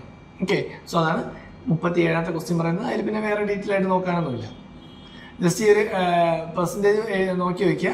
2021-25 എന്താണ് നമുക്ക് 30 മുതൽ 35 മുതൽ 40% വരെയാണ് ഇന്ത്യയുടെ റൈസ് എക്സ്പോർട്ട് എന്ന് പറയുന്നത്. Next 38. Consider the following place: glacier river, Bandarpunch Yamuna, Barashigri Chenab, Milam Mandakini, Siachen Nubra, Zemu Manas. അപ്പോൾ ഇതിൽ ഏതൊക്കെ പ്ലേയേഴ്സാണ് കറക്റ്റ്ലി മാച്ച്ഡ് ആയതാണ് എഗെയിൻ ചോദിച്ചേക്കുന്നത്. അപ്പോൾ ഗ്ലേഷ്യറും റിവറുമാണ് ചോദിച്ചേക്കുന്നത്. അപ്പോൾ ഇത്രയും അറിയാമെങ്കിൽ നമുക്ക് എന്താണ് എല്ലാം ഒന്നും ചിലപ്പോൾ അറിയാൻ പറ്റത്തില്ല. അപ്പോൾ നമുക്ക് അറിയാവുന്ന ഏതെങ്കിലും ഉണ്ടെങ്കിൽ അത് വെച്ച് എലിമിനേറ്റ് ചെയ്യാൻ പറ്റുമോ നോക്കുക. ഓക്കെ, സോ ഇതിൽ സിയാച്ചിൻ നമ്മൾ ഒരുപാട് കേട്ടിട്ടുള്ളതാണ്. സിയാച്ചിൻ ഏതാണ്? കാരക്കോറം റേഞ്ചിലുള്ളൊരു ഗ്ലേഷ്യർ എന്ന് പറയുന്നത് സിയാച്ചിൻ എന്ന് പറയുന്നത്. അത് നമ്മൾ ഒരുപാട് കേട്ടിട്ടുണ്ട്. അതിൻ്റെ സോഴ്സ് എവിടെയാണ്? Nubra റിവറാണ്. Okay, sorry Nubra റിവറിൻ്റെ source എന്താണ്? ഈ ഒരു സിയാച്ചിൻ ഗ്ലേഷ്യർ ആണ്. സോ അത് ശരിയാണ്, നമുക്ക് മനസ്സിലാവും. കാരണം 4 എന്തായാലും ഉണ്ട്, സിയാച്ചിൻ ന്യൂബ്രയാണ്. സോ നമുക്ക് 4 ഓപ്ഷൻസ് മാത്രം എടുത്താൽ മതി. അപ്പോൾ തന്നെ ഓട്ടോമാറ്റിക്കായിട്ട് ഏതൊക്കെ പോവും? സിയും പോവും, ഡിയും പോവും, 2ഉം പോവും, 5ഉം പോവും, അതുപോലെ തന്നെ 3ഉം പോവും, 5ഉം പോവും. ഓക്കെ, സോ സിയും ഡിയും ഓപ്ഷൻ നമുക്ക് അതിൽ നിന്ന് കട്ട് ചെയ്യാം. പിന്നുള്ളത് ഓപ്ഷൻ എയും ബിയും ആണ്. 1, 2, 4ഉം ഉണ്ട്, 1, 3, 4ഉം ഉണ്ട്. അപ്പോൾ ഇതിൽ കോമൺ ആയിട്ടുള്ള ഏതാണ്? 1 കോമൺ ആയിട്ടുണ്ട്, 4ഉം കോമൺ ആയിട്ടുണ്ട്. അപ്പോൾ നമുക്ക് 1 എന്തായാലും ശരിയാണെന്ന് അറിയാം. ഓക്കെ, ബന്ദാർപഞ്ച് അപ്പോൾ ഏതായിരിക്കും? യമുനയായിരിക്കും. പിന്നെ നോക്കേണ്ടത് 2 ആണോ 3 ആണോ കറക്റ്റ് എന്ന് മാത്രം നോക്കിയാൽ മതി. ഓക്കെ, സോ അപ്പോൾ 5 ഓൾറെഡി തെറ്റായി. ഇനി 2, 3 മാത്രമാണ് ഉള്ളത്. അത് ശരിയാണോ എന്ന് നോക്കിയാൽ അതിലേതാണ് ശരിയെന്ന് നോക്കിയാൽ മതി. അതിലെന്താണ്? ബാരാഷിഗ്രിയാണെന്ത് ചെനാബ് റിവറുമായിട്ട് അസോസിയേറ്റ് ആയിട്ടുള്ളത്. സോ അത് ശരിയാണ്, 2 ശരിയാണ്. അപ്പോൾ ആൻസർ ഏതായിരിക്കും? 1ഉം 2ഉം 4ഉം ആയിരിക്കും. ഓക്കെ, 1, 2 and 4 ആയിരിക്കും. ആൻസർ ഓപ്ഷൻ എ ആയിരിക്കും. 1, 2 and 4 ആയിരിക്കും. മിലാം ഏതാണ്? മന്ദാകിനി അല്ല. സോ ആ ഒരു ഓപ്ഷനും തെറ്റായിരിക്കും. ആ ഒരു പേരും എന്താണ്? തെറ്റാണ്. അപ്പോൾ ഇവിടെ നമുക്ക് എന്താണ്? ആകെപ്പാടെ 1 മാത്രമേ നമുക്ക് ആദ്യം അറിയാവുള്ളൂ. സോ അതിൽ നിന്ന് തന്നെ നമുക്ക് ഏകദേശം 50-50 2 ഓപ്ഷനിലേക്ക് എത്തി. അതിൽ നിന്ന് പിന്നെ എത്തുന്നത് മാത്രമാണ് നമ്മളെ സംബന്ധിച്ചിടത്തോളം കുറച്ച് ബുദ്ധിമുട്ടുള്ള കാര്യം. പക്ഷെ അതും എന്താണ്? ഏതെങ്കിലും ഒന്ന് അറിയാമെങ്കിൽ നമുക്ക്, അല്ലെങ്കിൽ ഇതിൽ വേറെ ഏതെങ്കിലും ഒന്ന് അറിയാമെങ്കിൽ ഓക്കെ, എനിക്കിപ്പോൾ എന്താണ് ബാരാഷിഗ്രി ചെനാബ് ആണെന്ന് അറിയാം എന്നുള്ളത് എന്താണ്? ഓപ്ഷൻ 2 സെക്കൻഡ് പേർ എന്താണ്? ശരിയായി. സോ അതിലിപ്പം മിലാം മന്ദാകിനി അല്ല എന്നറിഞ്ഞാലും എന്താണ് നമുക്ക് ഓപ്ഷൻ 2 ഓപ്ഷൻ 3 ക്യാൻസൽ ചെയ്യാനായിട്ട് പറ്റും. സോ ഏതെങ്കിലും ഒന്നും കൂടി അറിഞ്ഞാൽ എന്താണ്? നമുക്ക് ആ ക്വസ്റ്റിൻ്റെ ഉത്തരം എഴുതാൻ പറ്റും. സോ അപ്പോൾ നമുക്ക് വരുന്ന എല്ലാ ഓപ്ഷനും നമ്മൾ അറിയണമെന്നില്ല. മാക്സിമം എന്താണ് ഇങ്ങനത്തെ ക്വസ്റ്റിനൊക്കെ എലിമിനേറ്റ് ചെയ്യാനും പറ്റും. Okay, so 38. അപ്പോൾ ആൻസർ എന്താണ്? ആൻസർ ഓപ്ഷൻ എ ആണ്. 1, 2 and 4 ആണ്. ഓക്കെ, ബന്ദാർപഞ്ച് എവിടെയാണ്? യമുനയാണ്. ദെൻ ബാരാഷിഗ്രി പറഞ്ഞു, അത് എന്താണ്? ചെനാബ് റിവറാണ്. ചെനാബ് മറ്റൊരു പേരിലൂടെ അറിയപ്പെടുന്നത്, അതാണ് ചന്ദ്രബംഗ എന്ന പേരിൽ അറിയപ്പെടുന്നത്. ഓക്കെ, ചന്ദ്രബംഗ.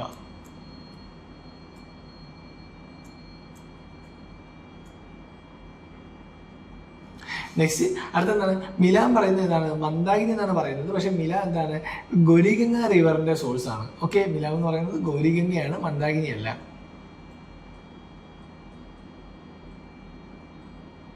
ഓക്കെ, ഗൗരിഗംഗ റിവറിന്റെയാണ് ഇത് മിലാം പറയുന്നത്. ഓക്കെ, മന്ദാകിനി റിവർ എന്നുള്ളത് തെറ്റാണ്.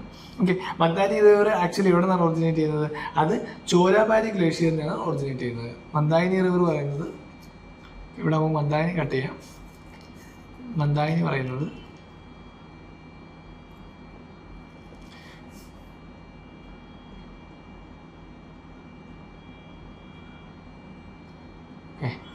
ചോരാബാരി ഗ്ലേഷ്യർ, അതെവിടെയാണ്? നിയർ കേദാർനാഥ്. സോ അവിടെ നിന്നാണ് ഇത് മന്ദാകിനി റിവർ ഒറിജിനേറ്റ് ചെയ്യുന്നത്.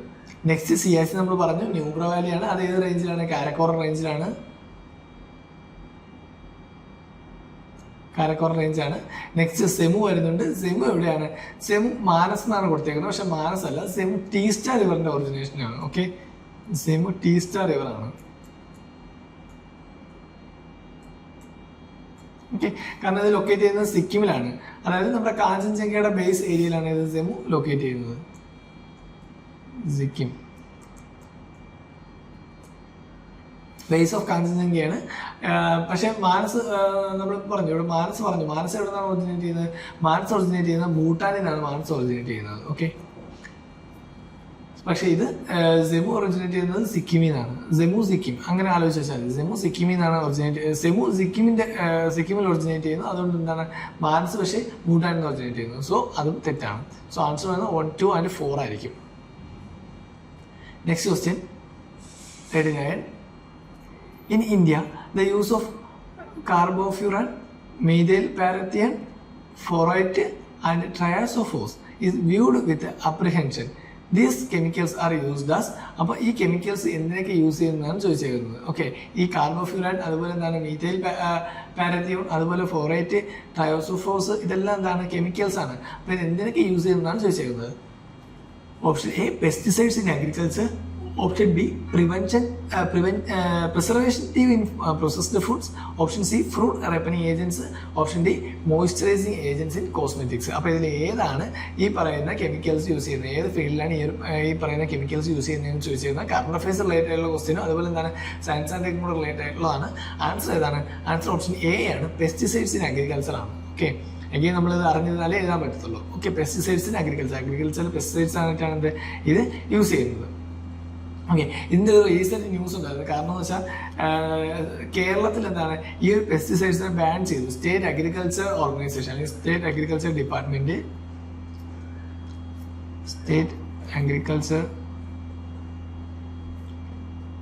ഡിപ്പാർട്ട്മെൻറ്റ് കേരള എന്ത് ചെയ്തു? ബാൻ ചെയ്തു. ഈ മുകളിൽ പറഞ്ഞേക്കുന്ന എല്ലാ കെമിക്കൽസിനും എന്താണ് ബാൻ ചെയ്തു. 2019 മെയ്യിലാണ് ഈ ഒരു ബാൻ കൊണ്ടുവന്നത്. സോ 2019 മെയ്യിൽ എന്താണ് സ്റ്റേറ്റ് അഗ്രികൾച്ചർ ഡിപ്പാർട്ട്മെന്റ് കേരളം എന്ത് ചെയ്തു? ഈ പെസ്റ്റിസൈഡ്സിനെല്ലാം അല്ലെങ്കിൽ എന്താണ് ഈ കെമിക്കൽസിനെല്ലാം ബാൻ ചെയ്തു. സോ അതെന്താണ് ന്യൂസിലുണ്ടായിരുന്നു, കറണ്ട് അഫയേഴ്സിൽ വന്ന ഒരു ക്വസ്റ്റ്യൻ ആണത്. ഓക്കെ, സോ അതുകൊണ്ടാണ് ഇവിടെ ഇത് ചോദിക്കാനായിട്ട് കാരണം. അപ്പോൾ ആൻസർ എന്താണ്?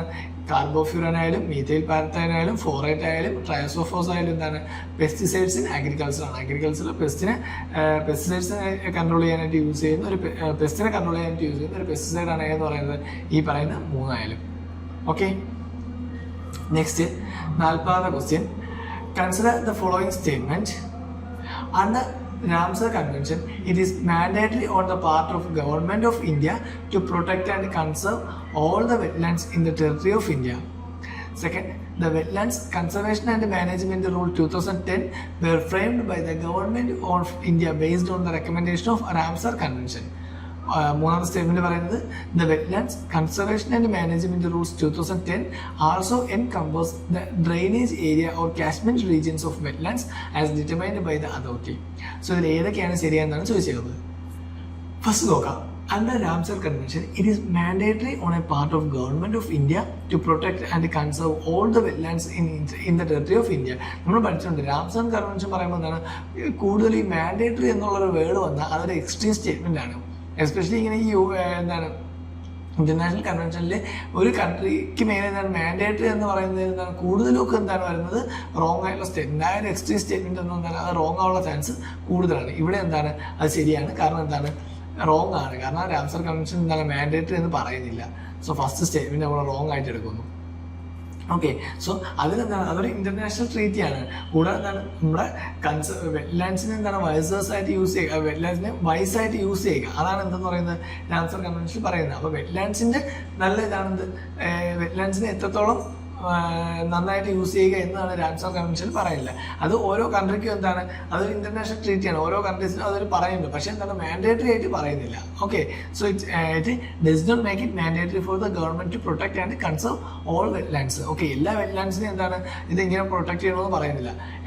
അഗെയിൻ പറയുന്നുണ്ട് protect and conserve all the wetlands in the territory of India എന്നാണ് പറയുന്നത്. സോ എല്ലാ വെറ്റ്ലാൻഡ്സിനും എന്താണ് അങ്ങനെ പ്രൊട്ടക്ട് ചെയ്യാനായിട്ട് പറയുന്നില്ല. സോ ആ സ്റ്റേറ്റ്മെന്റ് എന്താണ് തെറ്റാണ്. ഒന്ന് പോകുമ്പോൾ തന്നെ നമുക്ക് എയും ഡിയും എലിമിനേറ്റ് ചെയ്യാം. കാരണം ഒന്ന് നമുക്ക് ഈസി ആയിട്ട് എലിമിനേറ്റ് ചെയ്യുന്നതാണ്. കാരണം എക്സ്ട്രീം സ്റ്റേറ്റ്മെന്റ് രണ്ടെണ്ണമാണ് ഉള്ളത്. മാൻഡേറ്ററി പറയുന്നുണ്ട്, അതുപോലെ എന്താണ് ഓൾ വെറ്റ്ലാൻഡ്സ് പറയുന്നുണ്ട്. ഇൻ കേസ് നമ്മൾ ഈ മാൻഡേറ്ററി എടുത്തില്ലെങ്കിൽ തന്നെ എന്താണ് ഓൾ വെറ്റ്ലാൻഡ്സ് എന്ന് പറയുമ്പോൾ നമുക്ക് എന്താണ് അവിടെ അത് തെറ്റാണെന്ന് മനസ്സിലാവും. സോ എ ഡിയും നമുക്ക് എന്താണ് എലിമിനേറ്റ് ചെയ്യാനായിട്ട് പറ്റും അതുവഴി. നെക്സ്റ്റ് അടുത്ത് നോക്കി മൂന്നാമത്തെ അപ്പം എന്തായാലും ഉണ്ട്. കാരണം രണ്ടിലും എന്താണ് കോമൺ ആയിട്ട് സിയിലും ബിയിലും എന്താണ് മൂന്നുണ്ട്. സോ മൂന്നാമത്തെ സ്റ്റേറ്റ്മെന്റ് എന്തായാലും ശരിയായിരിക്കും. ഇനി രണ്ടാമത്തെ സ്റ്റേറ്റ്മെന്റ് ശരിയാണെന്ന് മാത്രം നമ്മൾ നോക്കിയാൽ മതി. The Wetlands Conservation and Management Rule 2010 were framed by the Government of India based on recommendation of Ramsar Convention. Ramsar Convention recommendation Government of India എന്താണ് Wetlands Rule 2010 ഫോം ചെയ്തതാണ് പറഞ്ഞേക്കുന്നത്. ആ ഒരു സ്റ്റേറ്റ്മെന്റ് എന്താണ് തെറ്റാണ്. ഓക്കെ, അതും ശരിയായുള്ള സ്റ്റേറ്റ്മെന്റ് അല്ല. കാരണം അതെന്താണ് specifically formed based on the recommendation of Ramsar convention എന്ന് പറഞ്ഞേക്കുന്നത് തെറ്റാണ്. അങ്ങനെ സ്പെസിഫിക്കലി എന്താണ് രാംസാർ കൺവെൻഷന്റെ റെക്കമെൻഡേഷൻ വെച്ചൊന്നല്ല അത് ഫോം ചെയ്തത്. ഓക്കെ, സോ ഈ ഒരു സ്റ്റേറ്റ്മെന്റ് എന്താണ് തെറ്റാണ്. പകരം എന്താണ് അത് ministry of environment and forest under the environment protection act 1986 form ചെയ്തത്. Ministry of environment and forest, ministry of environment and forest under ഏതിൻ്റെ കീഴിലാണ്? Environment protection act.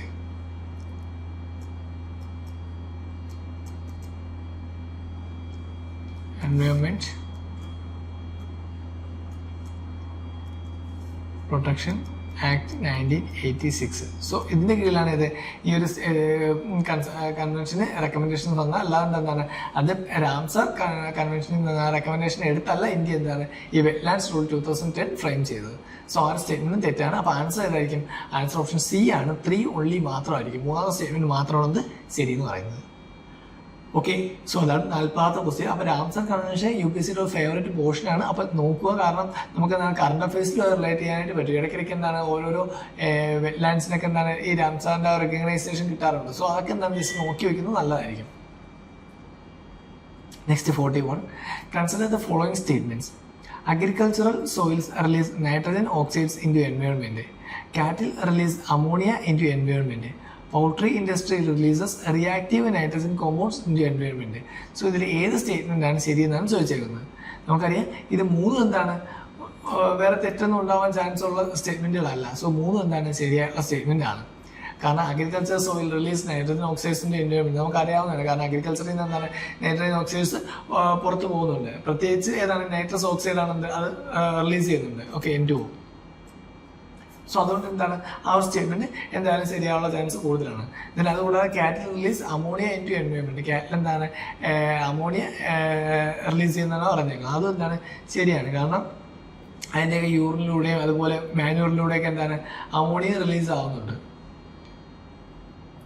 സോ ആ ഒരു സ്റ്റേറ്റ്മെൻറ്റ് എന്താണ് ശരിയാണ്. Okay, so life stock particularly cattles അവരെന്താണ് ammonia release ചെയ്യുന്നുണ്ട്.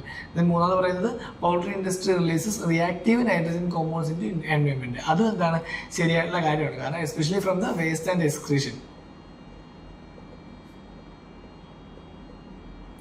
Waste എക്സ്ക്രീഷനിലൂടെയൊക്കെ എന്താണ് കൂടുതൽ റിയാക്റ്റീവ് നൈട്രജൻ കോമ്പൗണ്ട്സ് എന്താണ് ഇവർ പുറത്തോട്ട് വിടുന്നുണ്ട്. സോ അതുകൊണ്ട് എന്താണ് ഈ 3 സ്റ്റേറ്റ്മെൻറ്റ് ശരിയാണ്. ആൻസർ എന്താണ് 1, 2 and 3 ആണ്. ഓക്കെ, ഒരു ബേസിക് ആയിട്ടുള്ള ക്വസ്റ്റ്യനാണ്. സിമ്പിളായിട്ട് നമുക്ക് എന്താണ് ആൻസർ ചെയ്താനായിട്ട് പറ്റും. ഒരുപാട് ചിന്തിച്ച് നമ്മൾ അതിനെ ബുദ്ധിമുട്ടിക്കേണ്ട ആവശ്യമില്ല. സിമ്പിളായിട്ട് ചിന്തിച്ച് എന്താണ് ആൻസർ നമുക്ക് കിട്ടും. സോ അതാണ് 41ാമത്തെ ക്വസ്റ്റ്യൻ. ആൻസർ എന്താണ് ഓപ്ഷൻ ഡി ആണ്. 1, 2 and 3 ആണ്. 42. What is common to the places known as Aliyar, Isapur and Kangsabati? അപ്പോൾ ഇതൊക്കെ എന്താണ്? ഇതൊക്കെ മെയിനായിട്ട് അറിയപ്പെടുന്നത് option A recently discovered uranium deposit ആണ്. Option B tropical rain forest ആണ്. Option C underground cave system. Option D water reservoirs. അപ്പോൾ ഇതിൽ അലിയാർ അതുപോലെ ഇസാപൂർ ആൻഡ് കക്സാബാത്തി ഇതൊക്കെ ഏതുമായിട്ട് റിലേറ്റഡ് ആയിട്ടുള്ളതാണ് ചോദിച്ചിരുന്നത്. ഇതിൽ ഏതെങ്കിലും ഒന്ന് കേട്ടിട്ടുണ്ടെങ്കിൽ നമുക്ക് ആൻസറിലോട്ട് എത്താൻ പറ്റും. ആൻസർ ഏതാണ്? ഓപ്ഷൻ ഡി ആണ്, വാട്ടർ റിസർവോയർ ആണ്. ഓക്കെ, അപ്പോൾ അലിയാർ ആയാലും ഇസാപൂർ ആയാലും കൻസാബാറ്റി ആയാലും എന്താണ് വാട്ടർ റിസർവോയർ ആണ് പറയുന്നത്. അപ്പോൾ അലിയാർ വരുന്നത് എവിടെയാണ്? അലിയാർ നമ്മുടെ തമിഴ്നാട്ടിലെ കോയമ്പത്തൂർ ഡിസ്ട്രിക്റ്റ് ആണ്. കോയമ്പത്തൂർ ഡിസ്ട്രിക്റ്റ് ഓഫ് തമിഴ്നാട്ടിലാണ് എന്ത് അലിയാർ വരുന്നത്. ഇതെന്താണ്? ഒരു ലാർജ് ഡാമാണ്. ഇവിടെ ആനമല റീജിയനിൽ സിറ്റുവേറ്റ് ചെയ്യുന്ന ഒരു ലാർജ് ഡാമാണ്. സോ അതാണ് ഇത് അലിയാർ വരുന്നത്. നെക്സ്റ്റ് ഇസാപൂർ ഉണ്ട്. ഓക്കെ, നെക്സ്റ്റ് ഇസാപൂർ ഉണ്ട്. ഇസാപൂർ എവിടെയാണ്? Isapur one of the largest earth fill dams ആണ് മഹാരാഷ്ട്രയിലുള്ള. One of the largest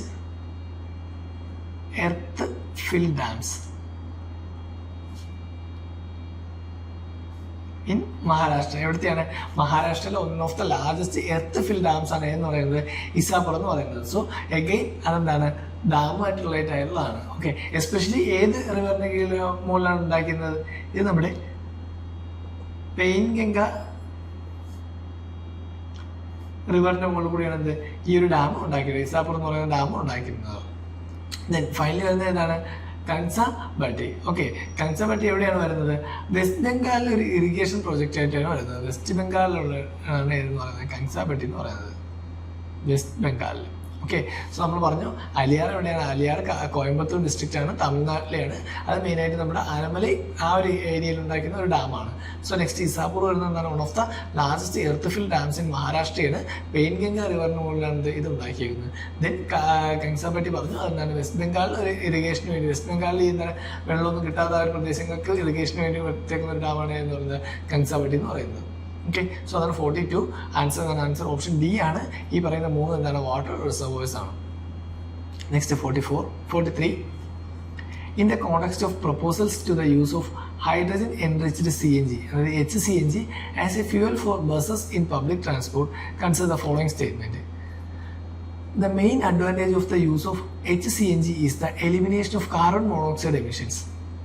Second one, HCNG as fuel reduces carbon dioxide and hydrocarbons emission. Hydrogen up to 1/5 by volume can be blended with CNG as fuel for buses. Options 4 വരുന്ന statement, HCNG makes the fuel less expensive than CNG. അപ്പോൾ ഇതിൽ ഏതൊക്കെയാണ് ശരിയായിട്ടുള്ള statement എന്നാണ് പറഞ്ഞേക്കുന്നത്?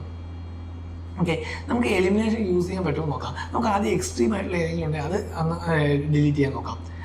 Last statement നോക്കി, HCNG makes the fuel less expensive than CNG. Okay, normally നമ്മൾ ആലോചിക്കുക CNG എന്ന് പറയുന്നതിൻ്റെ കൂടെ ഹൈഡ്രജൻ കൂടെ ആഡ് ചെയ്തപ്പോഴാണ് എന്ത് വന്നത്? HCNG വന്നത്. ഓക്കെ, CNGയുടെ കൂടെ ഹൈഡ്രജൻ കൂടെ ആഡ് ചെയ്തപ്പോഴാണ് HCNG വന്നത്. നോർമലി നമുക്ക് CNG ഇവിടെ കിട്ടുന്നുണ്ട്, അതിന് കൂടെ ഹൈഡ്രജൻ ആഡ് ചെയ്യാനായിട്ട് എന്തായിരിക്കും ഒരു പ്രോസസ്സിങ് ഫീ, ഒരു കോസ്റ്റ് എന്തായാലും നമുക്ക് എക്സ്ട്രാ ആവത്തല്ലേ ഉള്ളൂ. അപ്പോൾ ഇവിടെ പറയുന്നത് ഹൈഡ്രജൻ CNG എന്താണ്? ലെസ് എക്സ്പെൻസീവ് ദാൻ CNG എന്നാണ് പറയുന്നത്. നമുക്ക് നോർമലി CNG കിട്ടി, അതിൻ്റെ കൂടെ ഹൈഡ്രജൻ ആഡ് ചെയ്താൽ നോർമലി എന്തായിരിക്കും? അവിടെ എക്സ്പെൻസ് കൂടുകയായിരിക്കും ചെയ്യുന്നത്. ഓക്കെ, അങ്ങനെ നമ്മൾ സിമ്പിളായിട്ട് ചിന്തിച്ചാൽ എന്തായിരിക്കും? ഇത് ഈ ഒരു സ്റ്റേറ്റ്മെന്റ് തിരിച്ചല്ലേ വരത്തുള്ളൂ. കാരണം CNG ആയിരിക്കും എന്ത്? HCNG-യെക്കാട്ടി ലെസ് എക്സ്പെൻസീവ് എന്ന് പറയുന്നത്. കാരണം CNG നമുക്ക് ഓൾറെഡി ഇവിടെ കിട്ടി, അതിൽ പിന്നെ ഹൈഡ്രജൻ ആഡ് ചെയ്യണം. അപ്പോൾ ഹൈഡ്രജൻ ആഡ് ചെയ്യണം എന്താണ്? അത് സ്റ്റോർ ചെയ്യാനുള്ള പ്രോസസ് കാര്യങ്ങൾ വേണം, അല്ലെങ്കിൽ മറ്റു കാര്യങ്ങൾ വേണം, അത് ബ്ലെൻഡ് ചെയ്യണം. അപ്പോൾ ഇതിനെല്ലാം എന്താണ്? നമുക്ക് എന്തായാലും എക്സ്പെൻസ് ഉണ്ടാവും. സോ ആ ഒരു സ്റ്റേറ്റ്മെന്റ് ആദ്യമേ നമുക്ക് എലിമിനേറ്റ് ചെയ്യാൻ പറ്റുമല്ലോ. ഓക്കെ, കാരണം അത് നമ്മൾ വെറുതെ സിമ്പിളായിട്ട് വിചാരിച്ചാൽ മതി. കാരണം CNG അല്ല HCNG ആണ് എക്സ്പെൻസീവ് എന്ന് ആലോചിച്ചാൽ നമുക്ക് ഓപ്ഷൻ 4 എന്താണ്? ഡിലീറ്റ് ചെയ്യാനായിട്ട് പറ്റും. അപ്പോൾ സ്റ്റേറ്റ്മെന്റ് 4 ഡിലീറ്റ് ചെയ്യുമ്പോൾ തന്നെ എന്താണ്? C ഡിലീറ്റ് ചെയ്യാം, Dയും ഡിലീറ്റ് ചെയ്യാം. പിന്നെ നമുക്ക് 2 എണ്ണമാണുള്ളത്, 1 only, 2 and 3 only. അപ്പോൾ എഗെയിൻ ഇതിൽ ഏതെങ്കിലും ഒന്നുകിൽ 1 ശരിയാവും, അല്ലെങ്കിൽ 2, 3 ശരിയാവും. ഓക്കെ, അപ്പോൾ നമുക്ക് അടുത്ത ഏതെങ്കിലും എലിമിനേറ്റ് ചെയ്യാൻ പറ്റുമോ നോക്കാം. എന്നാൽ ഫസ്റ്റ് സ്റ്റേറ്റ്മെന്റിലോട്ട് നേരെ പോയി. The main advantage of the use of HCNG is the elimination of carbon monoxide. Carbon മോണോക്സൈഡിനെ കംപ്ലീറ്റ് ആയിട്ട് എലിമിനേറ്റ് ചെയ്യുന്നതാണ് പറഞ്ഞേക്കുന്നത്. ഓക്കെ, സോ അതും എന്തായിരിക്കും? ഒരു എക്സ്ട്രീം സ്റ്റേറ്റ്മെന്റ്. കംപ്ലീറ്റ് കാർബൺ മോണോക്സൈഡിനെ എലിമിനേറ്റ് ചെയ്യുന്നതാണ് പറഞ്ഞേക്കുന്നത്. അങ്ങനെ കംപ്ലീറ്റ് കാർബൺ മോണോക്സൈഡിനെ എലിമിനേറ്റ് ചെയ്യാനുള്ള ഒരു കപ്പാസിറ്റി ഉണ്ടായിരിക്കുമോ എന്നൊന്നും ചിന്തിച്ച് നോക്കുക. ഹൈഡ്രജൻ CNG ആണ്, ബട്ട് എന്നിരുന്നാലും കംപ്ലീറ്റ് ആയിട്ട് കാർബൺ മോണോക്സൈഡിനെ എമിറ്റ് ചെയ്യുമായിരിക്കും, അല്ലെങ്കിൽ എലിമിനേറ്റ് ചെയ്യുമായിരിക്കും എന്ന് ചിന്തിച്ചാൽ എന്താണ്? അതും തെറ്റാണ് നമുക്ക് മനസ്സിലാകും. ഓക്കെ, സോ ആ ഒരു സ്റ്റേറ്റ്മെന്റ് എന്താണ്? തെറ്റാണ്. ഒന്നാമത്തെ സ്റ്റേറ്റ്മെന്റും റോങ് ആണ്. അപ്പോൾ നമുക്ക് ഓൾറെഡി ആൻസർ കിട്ടി. ഓക്കെ, നമുക്ക് വേറെ ഒന്നും അറിഞ്ഞുകൊണ്ടെങ്കിൽ തന്നെ എന്താണ്? നമ്മുടെ ജസ്റ്റ് ഒരു നോളജിൽ, അല്ലെങ്കിൽ എന്താണ് ജസ്റ്റ് ഒരു കോമൺ സെൻസ് യൂസ് ചെയ്ത് ആ ഒരു ക്വസ്റ്റ്യൻ നമുക്ക് ക്രാക്ക് ചെയ്യാൻ പറ്റുന്നതാണ്. അപ്പോൾ അതാണ് 43ാമത്തെ ക്വസ്റ്റ്യൻ. ആൻസർ അപ്പോൾ എന്താണ്? 2 and 3 only ആയിരിക്കും. HCNG as fuel reduces carbon dioxide and hydrocarbon emission. Okay, carbon ഡയോക്സൈഡും അതുപോലെ എന്താണ് ഹൈഡ്രോകാർബൺ എമിഷനെ എന്താണ്? അത് കുറയ്ക്കുന്നുണ്ട്. അതുകൂടാതെ എന്താണ്? Hydrogen up to 1/5 by volume can be blended with CNG as fuel for buses. Okay, hydrogen അതുപോലെ എന്താണ് 1/5 of വോളിയം എന്തുമായിട്ട് CNG ആയിട്ട് ബ്ലെൻഡ് ചെയ്ത് നമുക്ക് എന്താണ് ബസ്സിലൊക്കെ ഇത് യൂസ് ചെയ്യാനായിട്ട് പറ്റും. ഓക്കെ, സോ ആ 2 സ്റ്റേറ്റ്മെന്റുമാണ് ശരിയെന്ന് പറയുന്നത്. ഫസ്റ്റ് സ്റ്റേറ്റ്മെന്റ് തെറ്റാൻ കാരണം എന്താണ്? അത് കംപ്ലീറ്റ് ആയിട്ട് എലിമിനേറ്റ് ചെയ്തില്ല. ഏകദേശം എന്താണ്? അപ് ടു 70% മാത്രമേ എന്ത് റെഡ്യൂസ് ചെയ്യുന്നുള്ളൂ. Up to 70%. സോ കംപ്ലീറ്റ് എന്ന് പറയുന്നത് എന്താണ്? ഒന്നിനും പോസിബിൾ ആയിരുന്ന കാര്യമല്ല. ഓക്കെ, കാരണം കാർബൺ മോണോക്സൈഡിനെ കംപ്ലീറ്റ് ആയിട്ട് എലിമിനേറ്റ് ചെയ്യുന്നതെന്ന് പറയുന്നത് പോസിബിൾ അല്ല അത്രയും. സോ അപ് ടു 70% എന്താണ്? എലിമിനേറ്റ് ചെയ്യുന്നുണ്ട്. ഓക്കെ, സോ അതാണ് അവിടെ തെറ്റാനായിട്ട് കാരണം. ദെൻ നമ്മൾ ലാസ്റ്റ് നമ്മൾ പറഞ്ഞു, 4ാമത്തെ സ്റ്റേറ്റ്മെന്റ് നമ്മൾ പറഞ്ഞു എന്തുകൊണ്ടായിരിക്കാം HCNG-ക്ക് എക്സ്പെൻസ് കൂടുതലാവുന്നത് കാരണം നമ്മൾ പറയും. കാരണം ഹൈഡ്രജൻ കൂടെ ആഡ് ചെയ്യുന്ന ആ ഒരു പ്രോസസ്സിൽ. അപ്പോൾ ഹൈഡ്രജൻ ആഡ് ചെയ്യുന്നെങ്കിൽ എന്തായിരിക്കും? കുറച്ചും കൂടെ എക്സ്പെൻസീവ് ചെയ്യുള്ളൂ. ഓക്കെ, കാരണം ഹൈഡ്രജൻ ഇപ്പം എന്താണ്? അതിൻ്റെ ബ്ലെൻഡിങ് ആയാലും സ്റ്റോറേജ് ആയാലും അതിനെല്ലാം എന്താണ്? സ്പെസിഫിക് ആയിട്ടുള്ളൊരു ഇൻഫ്രാസ്ട്രക്ചർ വേണം. ബ്ലെൻഡിങ്ങിന്, ദെൻ സ്റ്റോറേജ്. അപ്പോൾ ഇതിനെല്ലാം എന്താണ്? സ്പെസിഫിക് ആയിട്ടുള്ള ഒരു ഇൻഫ്രാസ്ട്രക്ചർ വേണം. അതിനെന്തായാലും എക്സ്പെൻസീവ് കൂടത്തേ ഉള്ളൂ, അല്ലെങ്കിൽ കുറയാൻ ചാൻസ് വളരെ കുറവാണ്. സോ അതുകൊണ്ട് എന്താണ്? 4ാമത്തെ സ്റ്റെപ്പിന് തെറ്റെന്ന് നമ്മൾ പറഞ്ഞു. സോ ആൻസർ ഏതായിരിക്കും? ആൻസർ 2 and 3 only ആയിരിക്കും. നെക്സ്റ്റ് ക്വസ്റ്റ്യനിലോട്ട് പോകാം. 44. Why are dew drops not formed on cloudy night? Okay, dew drops എന്തുകൊണ്ടാണ് ക്ലൗഡി നൈറ്റിൽ ഫോം ചെയ്യാത്തതെന്ന് ചോദിച്ചേക്കണം. അപ്പോൾ നമുക്ക് അറിയണം എന്താണ് ഡ്യൂ ഡ്രോപ്പ് എന്ന് അറിയണം. ഡ്യൂ ഡ്രോപ്പ് എന്ന് വെച്ചാൽ എന്താണ്? നമ്മുടെ മോയ്സ്ചർ നമ്മുടെ ഏറ്റവും താഴത്തെ ലെയറിൽ ഡെപ്പോസിറ്റ് ആവുന്ന ആ ഒരു process. Okay, so when the moisture is deposit in the forms of water ഡ്രോപ്ലെറ്റിന്റെ ഫോമിൽ എന്താണ് മോയ്സ്ചർ ഡെപ്പോസിറ്റ് ചെയ്യുന്നത്? വാട്ടർ ഡ്രോപ്ലെറ്റ്സിന്റെ ഫോമിൽ എന്താണ് മോയ്സ്ചർ ഡെപ്പോസിറ്റ് ചെയ്യുന്നത് on the cooler surface of solid objects. Okay, solid ഒബ്ജക്ട്സിന്റെ കൂളർ സർഫസിൽ സോളിഡ് ഒബ്ജക്ട്സ്. സോ ഈ സോളിഡ് ഒബ്ജക്ട്സ് എന്തൊക്കെയാവാം? അതിപ്പോ എന്താണ് നമ്മുടെ ഗ്രാസിന്റെ blades, then stones, plant leaves. So ഇതെല്ലാം എന്താണ് ഈ ഒരു സോളിഡ് ഒബ്ജക്റ്റ് ആകാം. അപ്പൊ ഇവിടെയൊക്കെ വന്നിരിക്കുന്നതാണ് എന്ത് നമ്മൾ ഇതിനൊക്കെ അറ്റത്തുള്ള ഒരു വാട്ടർ ഡ്രോപ്ലെറ്റ്, അതിനെയാണ് നമ്മൾ എന്തെന്ന് പറയുന്നത് ഡ്യൂ എന്ന് പറയുന്നത്. ഓക്കെ, സോ അതിൻ്റെ ഒരു കണ്ടീഷൻ എന്തായിരിക്കും? കൂളർ സർഫസ് ആയിരിക്കണം, അതുപോലെ സോളിഡ് ഒബ്ജക്റ്റ് ആയിരിക്കണം, like grass blades, stones, plant leaves, ഇതൊക്കെ അതിലുണ്ടാകുന്ന വാട്ടർ ഡ്രോപ്ലെറ്റ്സ്, അതിനെയാണ് എന്തെന്ന് പറയുന്നത് ഡ്യൂ എന്ന് പറയുന്നത്. ഓക്കെ, സോ അപ്പോൾ എന്താണ് why are dew drops not formed on a cloudy നൈറ്റിൽ ഡ്യൂ ഡ്രോപ്സ് ഫോം ചെയ്യാത്തതെന്നാണ് പറഞ്ഞേക്കുന്നത്. ഓക്കെ, അപ്പോൾ എന്തുകൊണ്ട് ക്ലൗഡി നൈറ്റ്സിൽ ഡ്യൂ ഡ്രോപ്പ് ഫോം ചെയ്തില്ല? അപ്പോൾ എന്താണ് ഡ്യൂ ഡ്രോപ്സ് നമ്മൾ പറഞ്ഞു? ഡ്യൂ ഡ്രോപ്സ് എന്ന് വെച്ചാൽ വാട്ടർ ഡ്രോപ്ലെറ്റ്സ് ആണ്. അത് എവിടെയായിരിക്കും കൂടുതൽ കാണപ്പെടുന്നത്? കൂളറായിട്ടുള്ള സോളിഡ് ഒബ്ജക്റ്റിലായിരിക്കും ഇത് കാണുന്നത്. എക്സാമ്പിൾ ഏതൊക്കെയെന്ന് പറയുന്നത് നമ്മുടെ ലീവ്സ്, അതുപോലെ എന്താണ് ഗ്രാസ് ബ്ലേഡ്സ്, ദെൻ സ്റ്റോൺസ്, ഇതിലൊക്കെയാണ് ഇത് കൂടുതൽ കാണപ്പെടുന്നത്. സോ ക്ലൗഡി നൈറ്റിൽ അത് ഫോം ചെയ്തില്ല എന്ന് പറയുന്നതിന് കാരണം എന്ത്? അപ്പം നമുക്ക് നോക്കാം. ക്ലൗഡി നൈറ്റ് എന്ന് വെച്ചാൽ എന്തായിരിക്കും? നോർമൽ കണ്ടീഷൻ എന്തായിരിക്കും? നമ്മുടെ സ്കൈ എന്തായിരിക്കും? ക്ലിയർ ആയിരിക്കും. അതുകൊണ്ട് എന്താണ് ട്രീയും പ്ലാന്റ്സും ഒക്കെ എന്തായിരിക്കും? രാത്രി ഭയങ്കര തണുപ്പായിരിക്കും. കാരണം എന്താണ്? അവിടെ മോർ ഇവാപറേഷൻ ഓഫ് വാട്ടർ നടക്കുന്നുണ്ട്. ഓക്കെ, സ്കൈ ക്ലിയർ ആയിരിക്കുമ്പോൾ നോർമലി എന്താണ് മോർ ഇവാപറേഷൻ ഓഫ് വാട്ടർ ഇവിടെ നടക്കുന്നുണ്ട്. സോ അതുകൊണ്ട് എന്താണ് അവിടെ ട്രീസ് ആയാലും പ്ലാന്റ്സ് ആയാലും എല്ലാം എന്തായിരിക്കും? കൂളായിരിക്കും. നമ്മുടെ താഴെയുള്ള ഗ്രൗണ്ടിലുള്ള ട്രീസ് ആയാലും പ്ലാന്റ്സ് ആയാലും എല്ലാം എന്തായിരിക്കും? കൂളായിരിക്കും. സോ അതുകൊണ്ട് എന്താണ് ആ ഒരു ടൈമിൽ ഡ്യൂസ് ഒരുപാട് ഉണ്ടാവാനുള്ള ചാൻസ് കൂടുതലാണ്. കാരണം കൂളർ സർഫസിലാണ് ഡ്യൂസ് എപ്പോഴും ഉണ്ടാവുന്നത് നമ്മൾ പറഞ്ഞു. അപ്പോൾ അവിടെ എന്താണ് സ്കൈ ക്ലിയർ ആണ്, ക്ലിയർ സ്കൈയുടെ കാര്യം പറയുന്നു. ബട്ട് ഇനി സ്കൈ ക്ലൗഡി ആയ എന്തായിരിക്കും ഡിഫറൻസ് വരുന്നത്? ആ ടൈമിൽ എന്തായിരിക്കും ഈ പ്ലാന്റ്സ് ആയാലും ട്രീസ് ആയാലും അത്ര കൂൾ ആയിരിക്കത്തില്ല. ഓക്കെ, നൈറ്റ് ടൈമിൽ പ്ലാന്റ്സും ട്രീസും എന്തായിരിക്കും?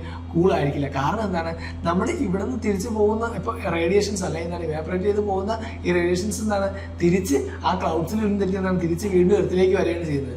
അപ്പോൾ വീണ്ടും ഇവിടെ എന്താണ് ചൂട് പിടിക്കത്തേ ഉള്ളൂ. തണുക്കുന്നതിന് പറയും ഇവിടുന്ന് തിരിച്ച് പോയാൽ മാത്രമേ തണുക്കത്തുള്ളൂ. ബട്ട് ഇതെന്താണ് ക്ലൗഡ്സ് കാരണം അത് തിരിച്ച് പോകാതെ എങ്ങോട്ട് വരുന്നുണ്ട്? അത് തിരിച്ച് വീണ്ടും എന്താണ് എർത്തിലോട്ട് തന്നെ വരുന്നു.